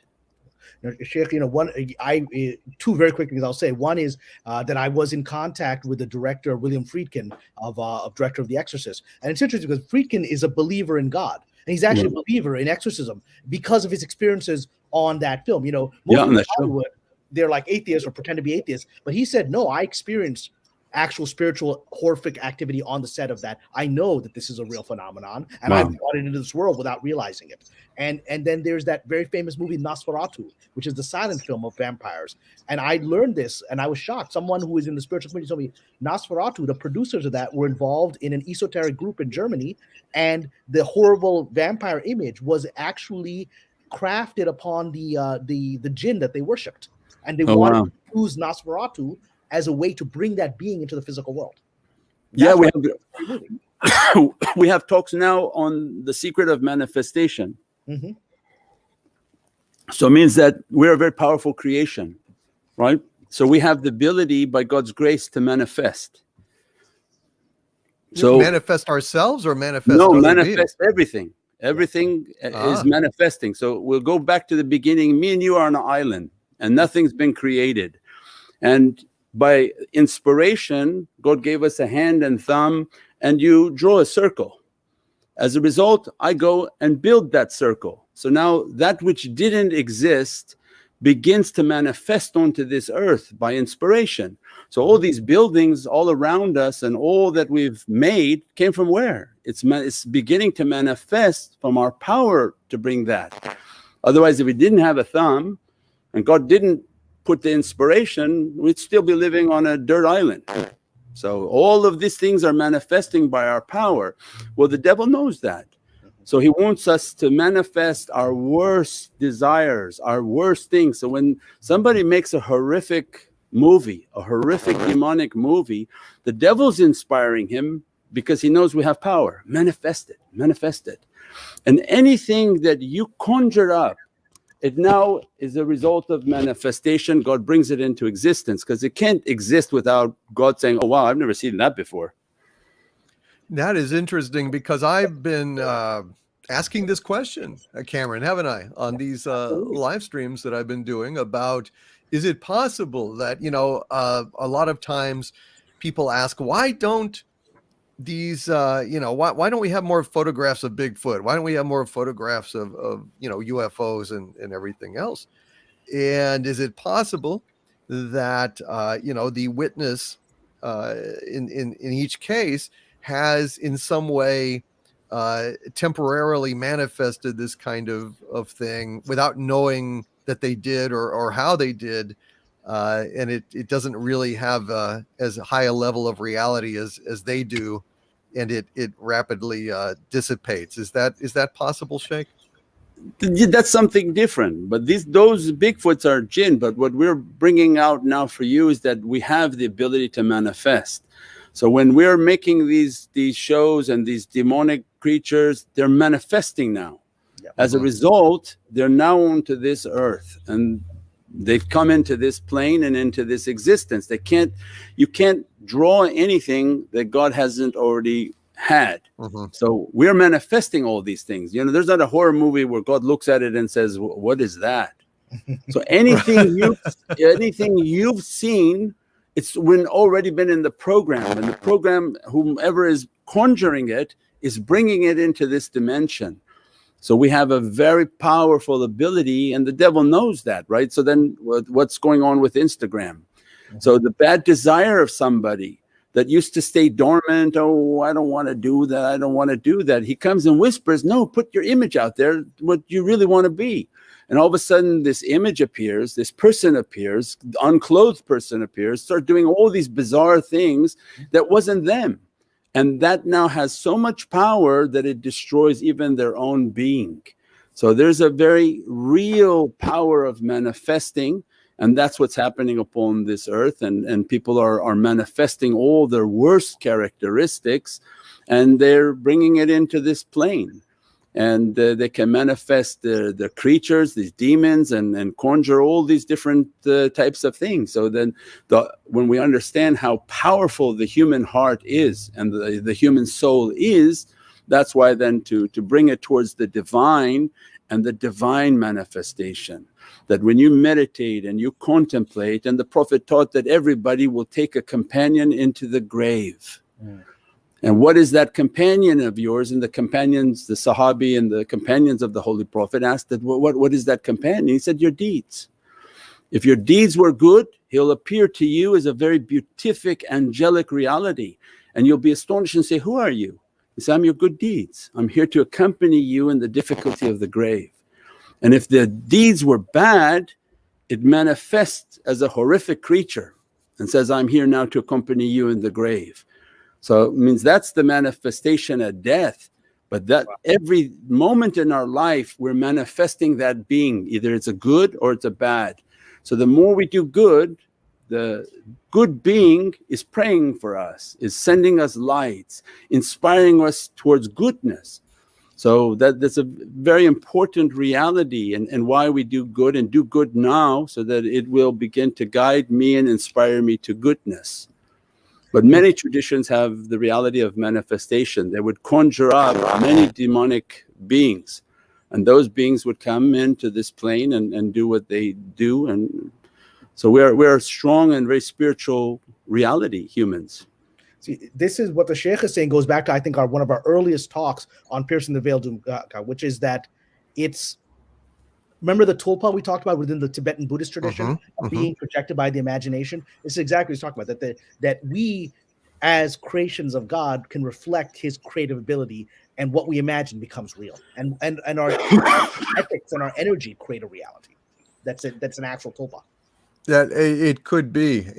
Well, I think it does happen. I think, but I don't think most people can consciously control it. I think that it is an unconscious manifest. I mean, well, that's what the secret was trying to teach. The secret was trying to teach that, but to conjure up a good parking space.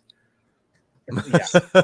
Right? So they said, think about it, think I want this parking space. Yeah, it is true. So you will, but you'll be accountable to God that you use this for only your material gain. That's it. I gave you all this power and you just conjured up parking spaces. So that's what the devil is trying to do, is that get us to use our power in an inappropriate direction, so that we're accountable to God. But when we don't understand how powerful we are, then all these things seem to be random. They're not random. The people wanted it, people desired it, and it begins to appear in their life. And that's why the old saying, be careful for what you pray for. It starts to happen. I don't like this, I don't like that, and what's the kids bothering me? And then what takes away the child? So everything we are accountable for. And that's why then all the spiritual teaching is that no, think good, pray good, have good actions. And all of a sudden you see that, all these blessings are coming into your life. Why? Because that good being that you've brought with your good deeds is now blessing you. Very, continuously praying. So prayer and meditation. Prayer, meditation, and acts of selflessness. Feeding other people. Feeding yourself is good for your digestion. Feeding others is good for your soul. And you are here feeding us tonight, and we thank you, Sheikh. Thank you, gentlemen. Squire Waldo with a $10 super chat. Thank you, Squire Waldo. Says, some Jews believe there are two worlds, but only one God. We live in a world that is a challenge. The faithless believe there is only one world, but many gods, and they worship those gods. Are these gods Jinn? Yeah, that's it. That's what Quran says, is that you took these jinns as your Lord and Saviors because of the superior might and power. Who brought these megalith structures? You think some slaves did that with a stick and a rock?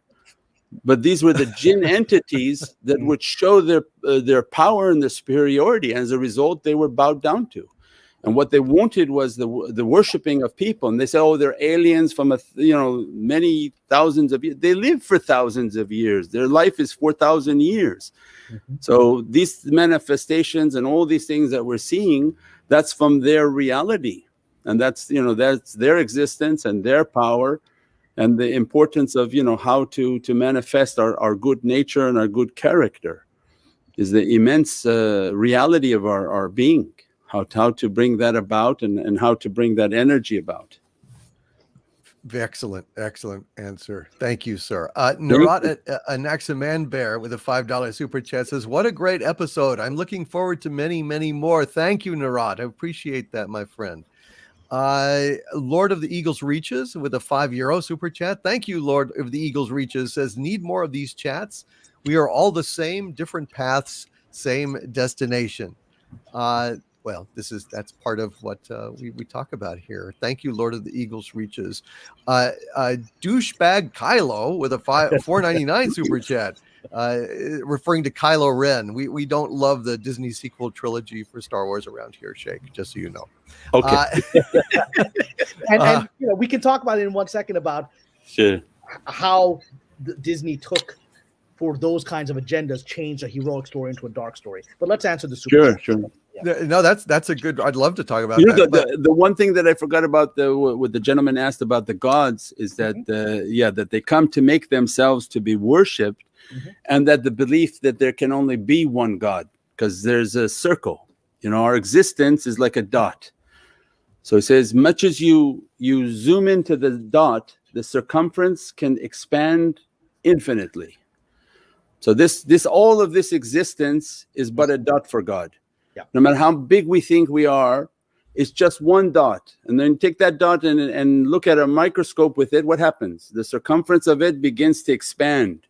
Circumference can be infinite in size, but there can only be one center of power. And the space from the center to the circumference is always equal. Means that everyone has an equal opportunity to reach to the divine presence. And the messengers of God were the radius, what we call the Rasuls. So God gives it to us in the symbol of a circle, and that's why in our sacred geometry the importance of the circle. So every point on the circumference has access to the center. But there can only be one center of power powering everything, or there would be an immense battle. Can you imagine if there were multiple powers, then the sun was not going to rise. The orbit of the planet would not be in this orbit. So many of these different realities, there's a self-evident proof of everything. There can only be one center power, and that reaches to all the points of the circumference. And that's the importance of how to connect. So a spiritual path is that you live your life on the circumference, and now you want to move towards the center. So it's not looking out, but looking in. And God gave us a belly button as a reminder. It's like an umbilical cord. So He says, you're attached to me, you're attached to my presence. Your breathing, your essence, everything about you is that you were never a thing not remembered. So we have a remembrance of the belly button that remains for us to show us that we are connected to that center of power. And our life is to pursue that reality back into the center of power, and that's why we call it the journey to the Lord of Power.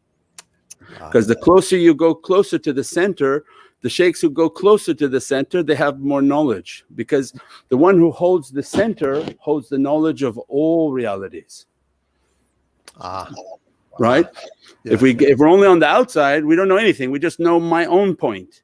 If you leave a life from the circumference and say, I want a spiritual path, now you're walking your radius to the center. So that radius is a tariqah, is a path. The more you step in it is your Gnostic way. The closer you get to the center, what's happening at the center? It's the information for all the points. What we call the knowledge, ulum al-awwalin wa akhirin, the knowledge of everything, because you're at the center. So they move to the back of knowledge, to the beginning of time, they can move to the end of time. So it's a journey towards that center of power. And that's what's evident in our understandings and our realities. And that's why this universe has a sun. Our galaxy has a sun, but the universe has a pistol star, which is billions of times more powerful than this sun.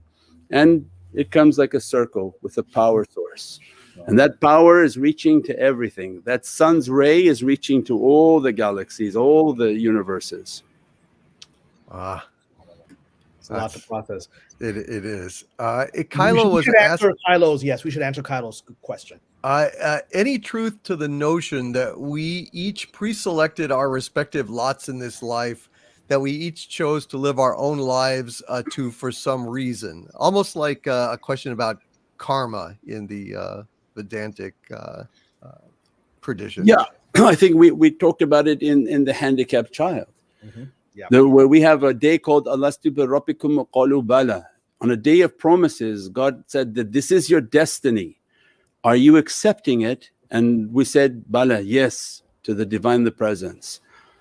And then we were cast upon this earth. So it was already pre-written what we would do and how we would do it, and would it be a hard life, an easy life. And again, because you have to have the notion that paradise is supreme, right? You want to come back and get the best real estate in paradise, because that lasts for eternity. Not to get a house on the material world only, but I want my eternal palace. It's eternal for me. So then the more testing, the more difficult the life that they took, well, then you can imagine then they're sitting very nice in paradise. Yeah. So when we understand that, then when we see sick children, well, those are very high level souls. A soul that God didn't want them to live 30 years and contaminate themselves with sins, and they lived 5 seconds, 5 breaths, and they left. Because he didn't want them to be contaminated. So these are maybe cherubim and angelic souls that they have to, everything has to taste of death. So everything is going to come through this Mother Earth and head back out. So there's infinite wisdoms on why people come, why they live short lives, hard lives, long lives, bad lives, good lives, everything. The one who lives a bad life, then there's a wisdom in that they lived a bad life, but then there should be somebody that comes to intercede for them, that you are your brother's keeper, that when people are doing bad or they don't have enough, then the ones whom do good and have, they should be taking care of those, they should be praying for those. So there's a whole system that's been organized.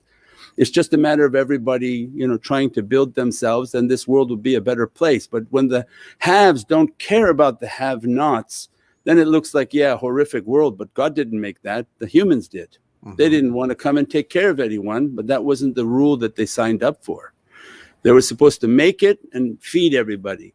They were supposed to go out and teach people. They were supposed to go out and support people, and then we had an uplifting of our spiritual reality. Sheikh, I would like to ask, it seems that in these times, one of the worst, or at least most dangerous things that you can do is tell the truth. It seems like a time of lies, and when you speak truth these days, it seems you get attacked for it and descended upon from all sides. Has it always been this way, or is it a sign of these dark times? No, it's a sign of the dark times, because the truth and the false, they don't get along.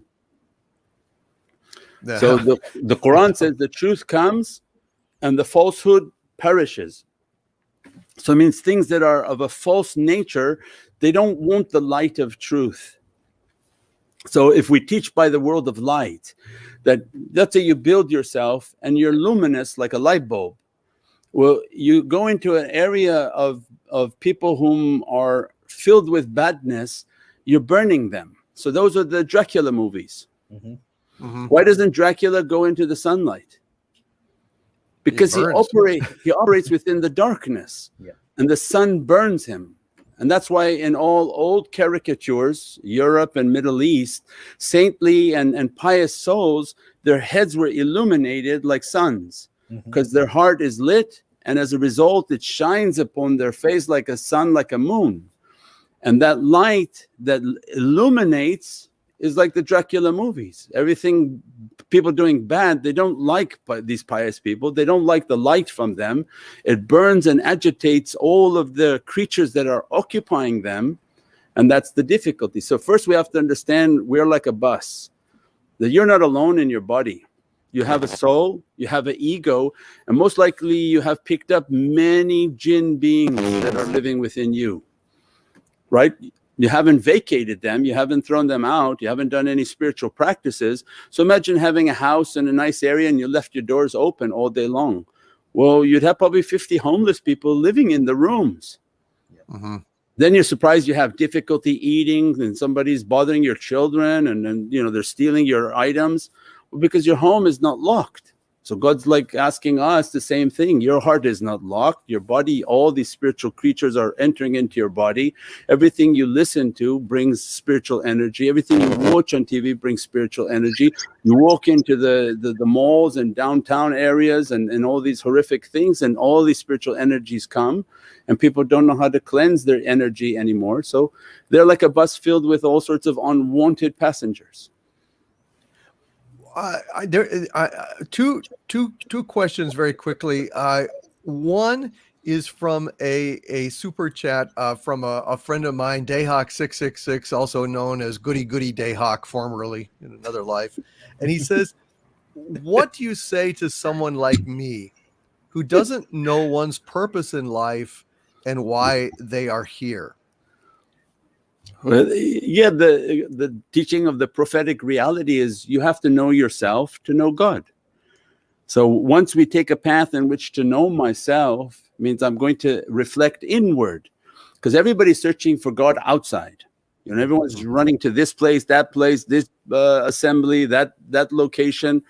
But all of those locations should be teaching is that you have to find God inside. And so I'm not on heaven and I'm not on earth, I'm on the heart of my believer. So then the spiritual teachers would teach them that wherever you are, every day, sit down and meditate and take an accounting for yourself. Sit down, sort of breathe, meditate, and say, what have I done good today? What have I done bad today? Why did I fight today? Why did I get anger today? And you take an accounting of all the actions, and you breathe and meditate and trying to find the inner peace.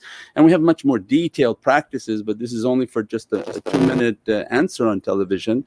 And that's the whole reality. Once I began to lock into myself, began to breathe, then cry at night that why did I bother these people? Why did I yell at this person? Why did I get angry about this thing? And I would write it down and say, okay, I'm going to make tomorrow a better day. Hopefully, inshallah. And then I took a life of continuously trying to make each day a little bit better by getting to know myself. Then I knew my triggers. I knew what I would get angry at, what would bring out different characteristics. And as a result of reflecting inward and then light practices and breathing practices, then you begin to find the inner reality of God, the consciousness, the virtuous character, and go out and feed people, go out and do good deeds until the heart became so soft. And the heart is like a satellite. When you clean it and purify, it begins to pick up a signal from the divine, the presence, and begins to pick up an inner consciousness and my inner voice in reality. And that becomes then the light at the end of the tunnel and the guidance that guides us towards goodness and hope and the divine, the presence. But if I'm just going to walk in the market and supermarket, then I don't find anything about myself, and I don't even know why I'm here. So many people then harm themselves and live a life that's reckless without understanding why they're here. Perhaps the most important thing that we could say at this point would be, Sheikh, could you give everyone listening some instruction on how to meditate? Yeah, inshallah. I think the how on meditation is that to focus on the heart. So you take your thumb, because there's a heartbeat from the thumb. So you keep the focus going to be on the heart and the power of the heart, and you close your eyes, play something nice, something that for us is like the salawats, Quran, something spiritual.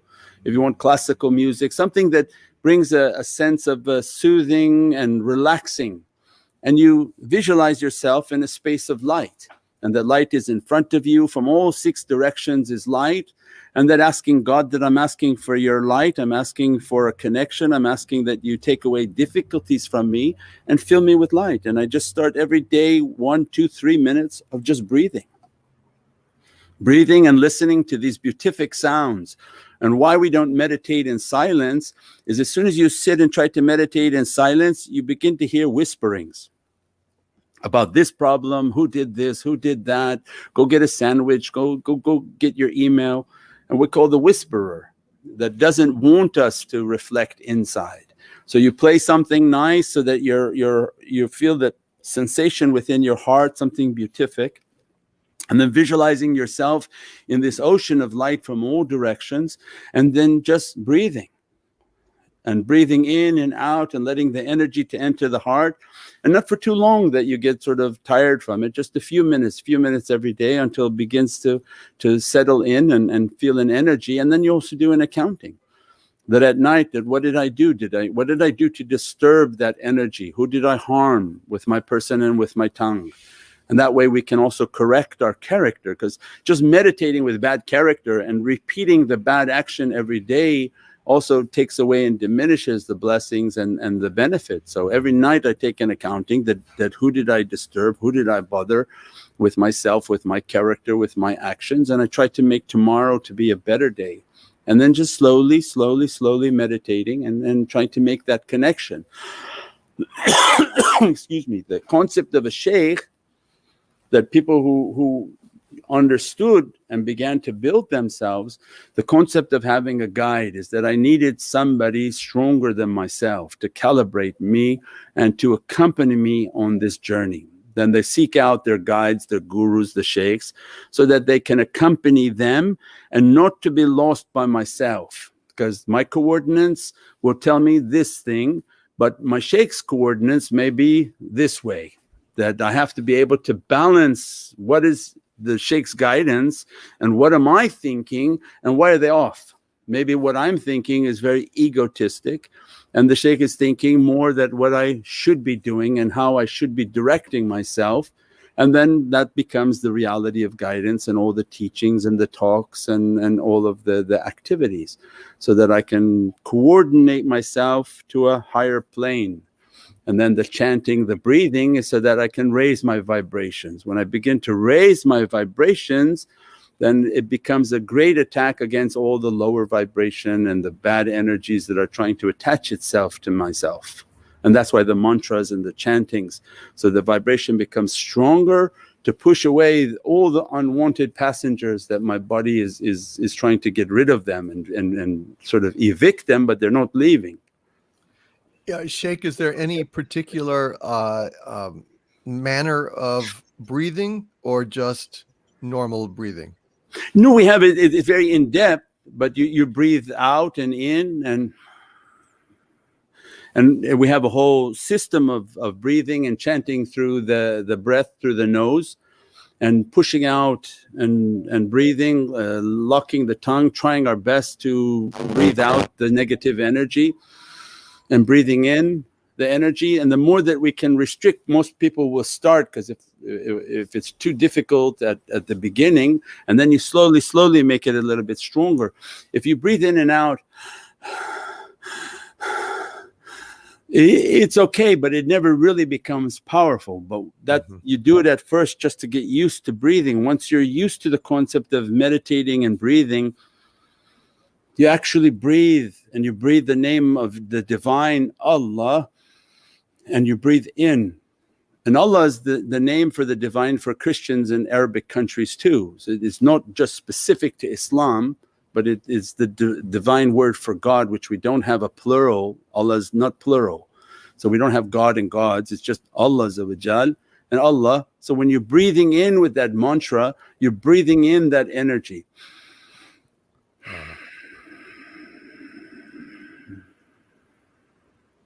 Exhaling, and then slowly again breathing in and taking a nice slow deep breath in, and you feel the energy of divine grace coming in, what we call nafas al-rahmah, the breath of the merciful. That breath comes in, and that when I'm going to be purging from my breath is all the bad characteristics. So when I'm exhaling from the nose, again the same, I visualize all the bad characteristic going out, and when I breathe back in, all the positive energies illuminating within the soul and inside, and at the same time holding my thumb so that the focus of the breath is my heart, the focus of the practice is my heart. And later on we would train you on visualizing the oceans of light, playing something very beatific and holy for you, so that you feel that sort of spiritual sensation, and then asking for the guides to accompany you and to be with you, and then you give your your coordinates to God, that I want to be with you, I want your divinely grace, and protect me from any type of evilness and badness. And then you begin that process every day of breathing and connecting, so that that light can begin to illuminate the heart. And then good deeds and accounting, inshallah. Beautiful, beautiful. Thank you. That's a Thank beautiful you. teaching, and that's yes. I will try this. I will Thank you. try Thank this. you. I will I, absolutely try I this. wanted to say that people don't realize we're actually getting an incredible amount of detailed, specific knowledge that's often kept very private within the Sufi tradition for people that are ready to access it. So this is an incredible gift from the Sheikh. These Thank you, techniques. Imran. These are not techniques you're going to find in a book anywhere, right? These are techniques that are passed on from spiritual teacher, and he's blessed us with sharing this with us. And I wanted to add, when he's using the meditation of Allah, like he said, the word Allah literally means, one word interpretation is the God, but it's pre-Islamic word, and the name that Jesus would have used in Aramaic is Allah. I mean, it's the word that's not Islamic. So great rabbis like Maimonides, who wrote in Arabic, wrote Allah when they wrote their Jewish tracts, right? And so understand that when he's giving that name, he's not saying, oh, you're trying to become Muslim by doing this. It's the name of God as the region has used for thousands of years. This is I think Sheikh, you answered my my third question. And I've still got a few super chats of people who wanted to ask, but we my should third, respect the Sheikh's time. Let's see if we can. I don't want to hold the Sheikh forever. Can we I'm accelerate? sorry. Yes. No, yeah, you go ahead. And I'm honored to be here with you guys, and I love the company, and very honored that the audience is patient and patiently enduring everything. And I know that it's a different culture, different understanding, but it's sometimes it's nice to eat at a different restaurant. Well, I want to come to Vancouver and have that wonderful Rumi tea that the Sufi order offers there. Yeah, fantastic. But I will just read these real quick. Vanek Black Rose with a $10 super chat. Thank you, Vanek. Says, I have temporal paradoxical astral projectional dreams, astral projection through time. I know it's real because I have a sense of returning upon waking. What would you say is causing this, Sheikh? Thanks. Sure. I think our belief and the prophetic teaching is that every soul at night, we don't die. The soul doesn't die. The body goes to sleep. The soul goes to the divinely presence. And when you wash, we have a ritual washing. And the secret of washing is to take away all negative energies. Imagine in that time the Prophet was teaching the people to wash, and now the understanding is that there's energy in water. It's an angelic fire. Water and H2O is an angelic fire, and it's stable and doesn't burn anyone. If God ever wants it to burn, He takes one H out. That's right? Very good. Yes. Explosive. So that angelic fire is meant to be a blessing for us. When we wash and ritually wash ourselves before we sleep, and we used to pray, everybody used to pray before they went to bed. I lie myself to sleep, I pray for you, my soul to keep. If I should die before I wake, I pray for you, my soul to take. Well, all of these had an important benefit, because as soon as you pray before you sleep and you go to bed, your soul immediately goes to divinely presence. Under what we call the throne of Rahman, one of the names of the divine, the compassionate, the soul is going. The soul is not going to be occupying the body. The body needs to sleep. The soul is eternal, doesn't sleep.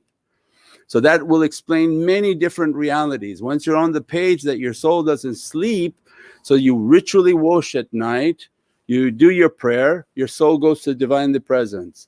At that time, and tonight, many souls that are listening will say, I heard a lot of things I don't understand or want. I want to be dressed by them. And that's why the Prophet taught that seek out knowledge. So when we listen to these divinely knowledges and divinely teachings, it's a growth for the soul, not for the mind. They don't care if the people's minds didn't understand us, because it's not an addressing for the mind. The soul understood what I'm talking about. And tonight when people sleep, it will go ask God for those realities. And the soul every night will go into that ocean, swim into the ocean of that reality, and the souls become more powerful, more powerful. That's why then the process of teaching, as well as meditating and all the other aspects of the spiritual path, is to teach from knowledges that will build the soul. So the souls become like loaded lightning, filled with energy, because night they're going into these oceans of reality and learning what hasn't been learned before. But if you watch a video on accounting, you can't ask God for the reality of accounting. There's no ocean for that. It's just something that illuminated your head for a little bit of time. So you seek out knowledges that are eternal, that benefit the soul. So when I go into that ocean, I'll be dressed by its reality, blessed by its reality. And that's why seeking out a path towards knowledges, it was a divine grace be dressed upon the soul and blessed upon the soul. And that's what gives people spiritual energy and power. Knowledge is power. So the material world, they use their knowledge to manipulate countries and people and things. But heavenly knowledge is a power to the soul. The excess heavenly knowledge is then the knowledges that the Shaykh begins to teach, because their ships, their souls are like loaded ships of lightning and energy. And as a result, the knowledges that are coming from their heart for the benefit of people's souls, inshaAllah.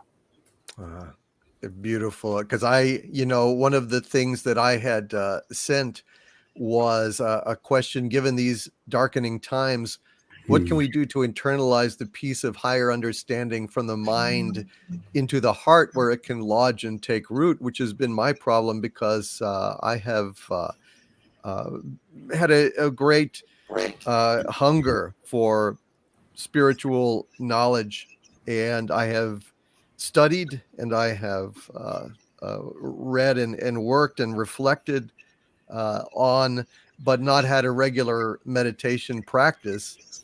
And I think perhaps that might be the way. I mean, if I'm understanding you, Sheikh, that is the way. The meditation can convert the awareness of knowledge into actual manifested physical reality. Well, the knowledge in which you seek is in the center of the circle. Mm-hmm. Right? So we direct ourselves inward. If I'm on the circumference and I'm just reading books, that doesn't take me to the center. So I have to take a path. So I take one step, God comes 99 steps. So as soon as I take a path to the center, the power which is in the heart. So I'm going to meditate. Then I have to have a guide who's a living guide that comes from that center. And one who they died before they died. So they reached the matrix, right? In their seclusions, they died. God offered them, then come back to the heavens with us. And if they're ready to go, then God says, well, I don't need you right now, but the earth needs you. As a result of what you've achieved, go back now and bring people this way. Kind of the idea in the other tradition of the Buddha, who or not the Bodhisattva. The Buddha transcends and leaves earth. The Bodhisattva transcends, but then comes back to help others. Yeah, it's in all traditions. I would imagine that if you can't give what you don't have. So the fake gurus are read. They read and they try to reiterate what they've read. But if it's not activated within their soul, then it's like in university when the professor would talk, I would sleep. Right? Because he would talk and it kind of stimulated my head and I would pass out and sleep. Because I knew he didn't really feel what he was talking about. He didn't experience what he was talking about. He was giving me theories that he hadn't experienced. It was in business school and he hadn't made any money. So I said, if you read all these books and didn't make money, how are you going to make me money? It's amazing you say that, Sheikh, because I remember that I once encountered a Sufi was telling me that he had at an academic conference, he had met a professor who dedicated his entire career to studying Ibn al-Arabi, one of the greatest Sufi teachers of all time. And then he was shocked at this conference to actually meet a real practicing Sufi for whom this wasn't a theoretical book. He was living his life and saw the universe in the way that Ibn al-Arabi described. And he said, wait a minute, You actually see the cosmos that way. You live your life that way. He Yeah. couldn't process it. That this was just an imaginary story that he had spent his entire career not processing in his heart. Yeah, because it's a philosophy for them. Yeah. But you have to make it a reality, and then the sheikh has to be a reality. So it has to be a real sheikh in which that's their reality. They were trained in it, they secluded, and as a result, they speak from their soul. There's no book that they're going to be picking up and reading to an audience, because it's coming Googled in from their heart. They immediately, access the heart, and the vibration is coming through, and each one in the audience is hearing what they need to hear. And nobody hears the same understanding, because everyone is at a different level, and that's what's needed, is from a soul to soul. When they speak, people feel the vibration, they get heated from the vibration, because they're not speaking from their head. And the people whom are trying to absorb from their head, they don't get it anyways. It's the people whom are trying to absorb from the heart. So yeah, if we want to reach to those realities, then we have to find those types of guides that are guiding us, and teaching us knowledges that we didn't know, and at the same time teaching us now how to open the heart. So there has to be meditation, there has to be contemplation. Otherwise, you're trying to take the knowledge where? Mm-hmm. If you don't meditate and open the heart, you're trying to take the knowledge to here. And God describes those are like the people who are carrying books. They carry thousands of books with them, because it's just all learned on the head. Yeah. And then they become old and they get Alzheimer's. Yeah. Why? Yeah. They burn out. It's like the donkey carrying the power on the head. Yeah, they put too much energy onto the head, and the head wasn't meant for that. Mm-hmm. And as a result, the neurons, everything is fried up there. So it wasn't a matter of doing that. It was a matter of activating the heart. Yeah. If the heart is lit, it illuminates the head. Mm-hmm. So we have a whole galaxy within us. The heart is the sun. Mm-hmm. So whose sun is lit? If your galaxy has no sun, you can imagine your galaxy is in utter darkness and difficulty. So God gives us a little galaxy, and then if we manage it correctly and open its reality, he says, now you can be a manager of my galaxy. And then opens the cosmos for them. So their spiritual ability is beyond this earth. That God has opened their soul and the reality of their soul for the cosmos, for the heavens. And that's why Sayyidina Ibn Arabi would talk a certain way based on not just the earth confines, but the realities of the heavens, and above the heavens into the heavenly kingdom, which is above what we call the sama. So it requires all of those practices to reach to that reality. It's not anything to do with the head. As a matter of fact, the first zikr, the first chanting we have is La ilaha illallah. So La ilaha illallah, up, right, left, up, right, left. So the mantra is no, La, and the secret of no, ilaha, there's no divinity, and then illallah into the heart, but God. So there's no divinity but God, but God, but God. So that to spark the power within the heart. To tell my head also, turn off. Yeah. So these knowledge. No, here, shut it off. Yeah, no head. Yeah. Yeah, you use head for your accounting degree, business degrees, right, Mike? That's right. Mexican Iron Man. Something came up. I guess it's Mike's Tajali is in the background, is back there. That's why we're talking about accounting. But you use, your head to go to get your degree. But with that head, you can't find God. And if these teachings and knowledges of a spiritual nature start to go to the head, they get lost, because your head and the devil and the ego, oh no, it's not like that, it's like this, because there's different people trying to occupy that person. So the ego and the negativity are trying to occupy the heart of that person. Spiritual knowledges, they have to be absorbed within the heart, and spiritual practices. So it's very much like John Lennon wrote, turn off your mind, relax, and float downstream.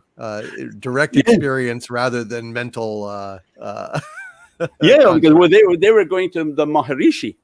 Mm-hmm. They were going through these spirituals, and also the concept of the fool on the hill.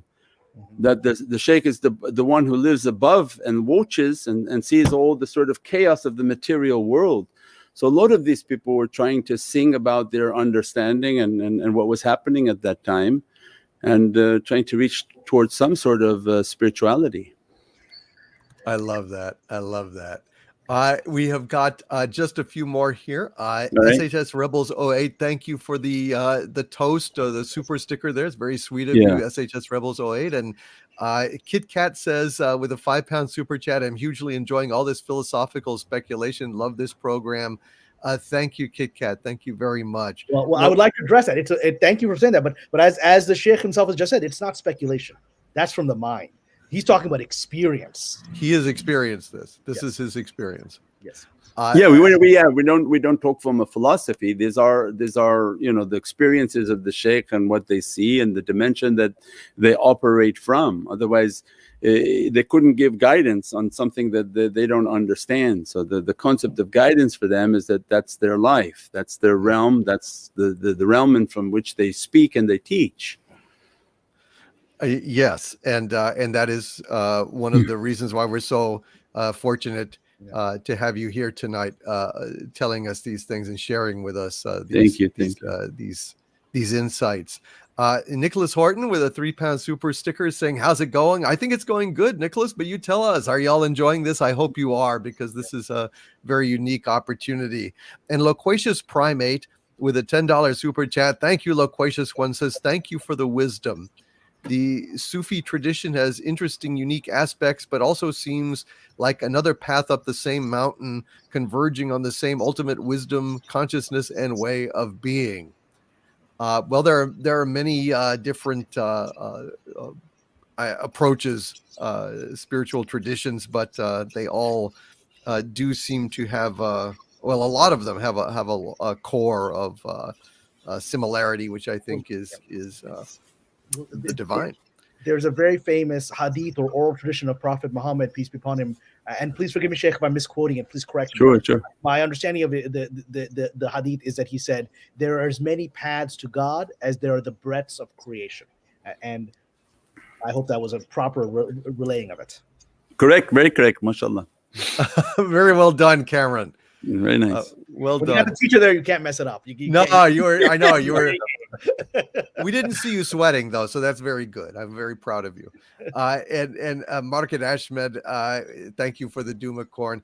I think that is all the super chats, and I know we have prevailed greatly upon your time, Sheikh, and we really are very grateful for you taking the time to speak with us and share your insights with us, and very grateful. Thank you for having me. God bless you, and I hope to hear from everybody soon. Thank you, Sheikh. Thank you Sheikh so Nurjan, much. Now that I've joined the Tariqah, I'm going to reach out to our friend Yasin, because I know from the website you've been working on developing deeper relationships in Los Angeles and in Hollywood. Sure. And I would like to be a bridge for that. I think maybe Allah meant me to at least be one of the people to help you with that. So thank you. Definitely. And then Yasin will give you our email and everything, and our contact, live broadcasts, everything. Great. Mike also has all the information, everything. Thank you for having us tonight. Thank you for gracious hosting and taking care of us, and your audience tolerating us.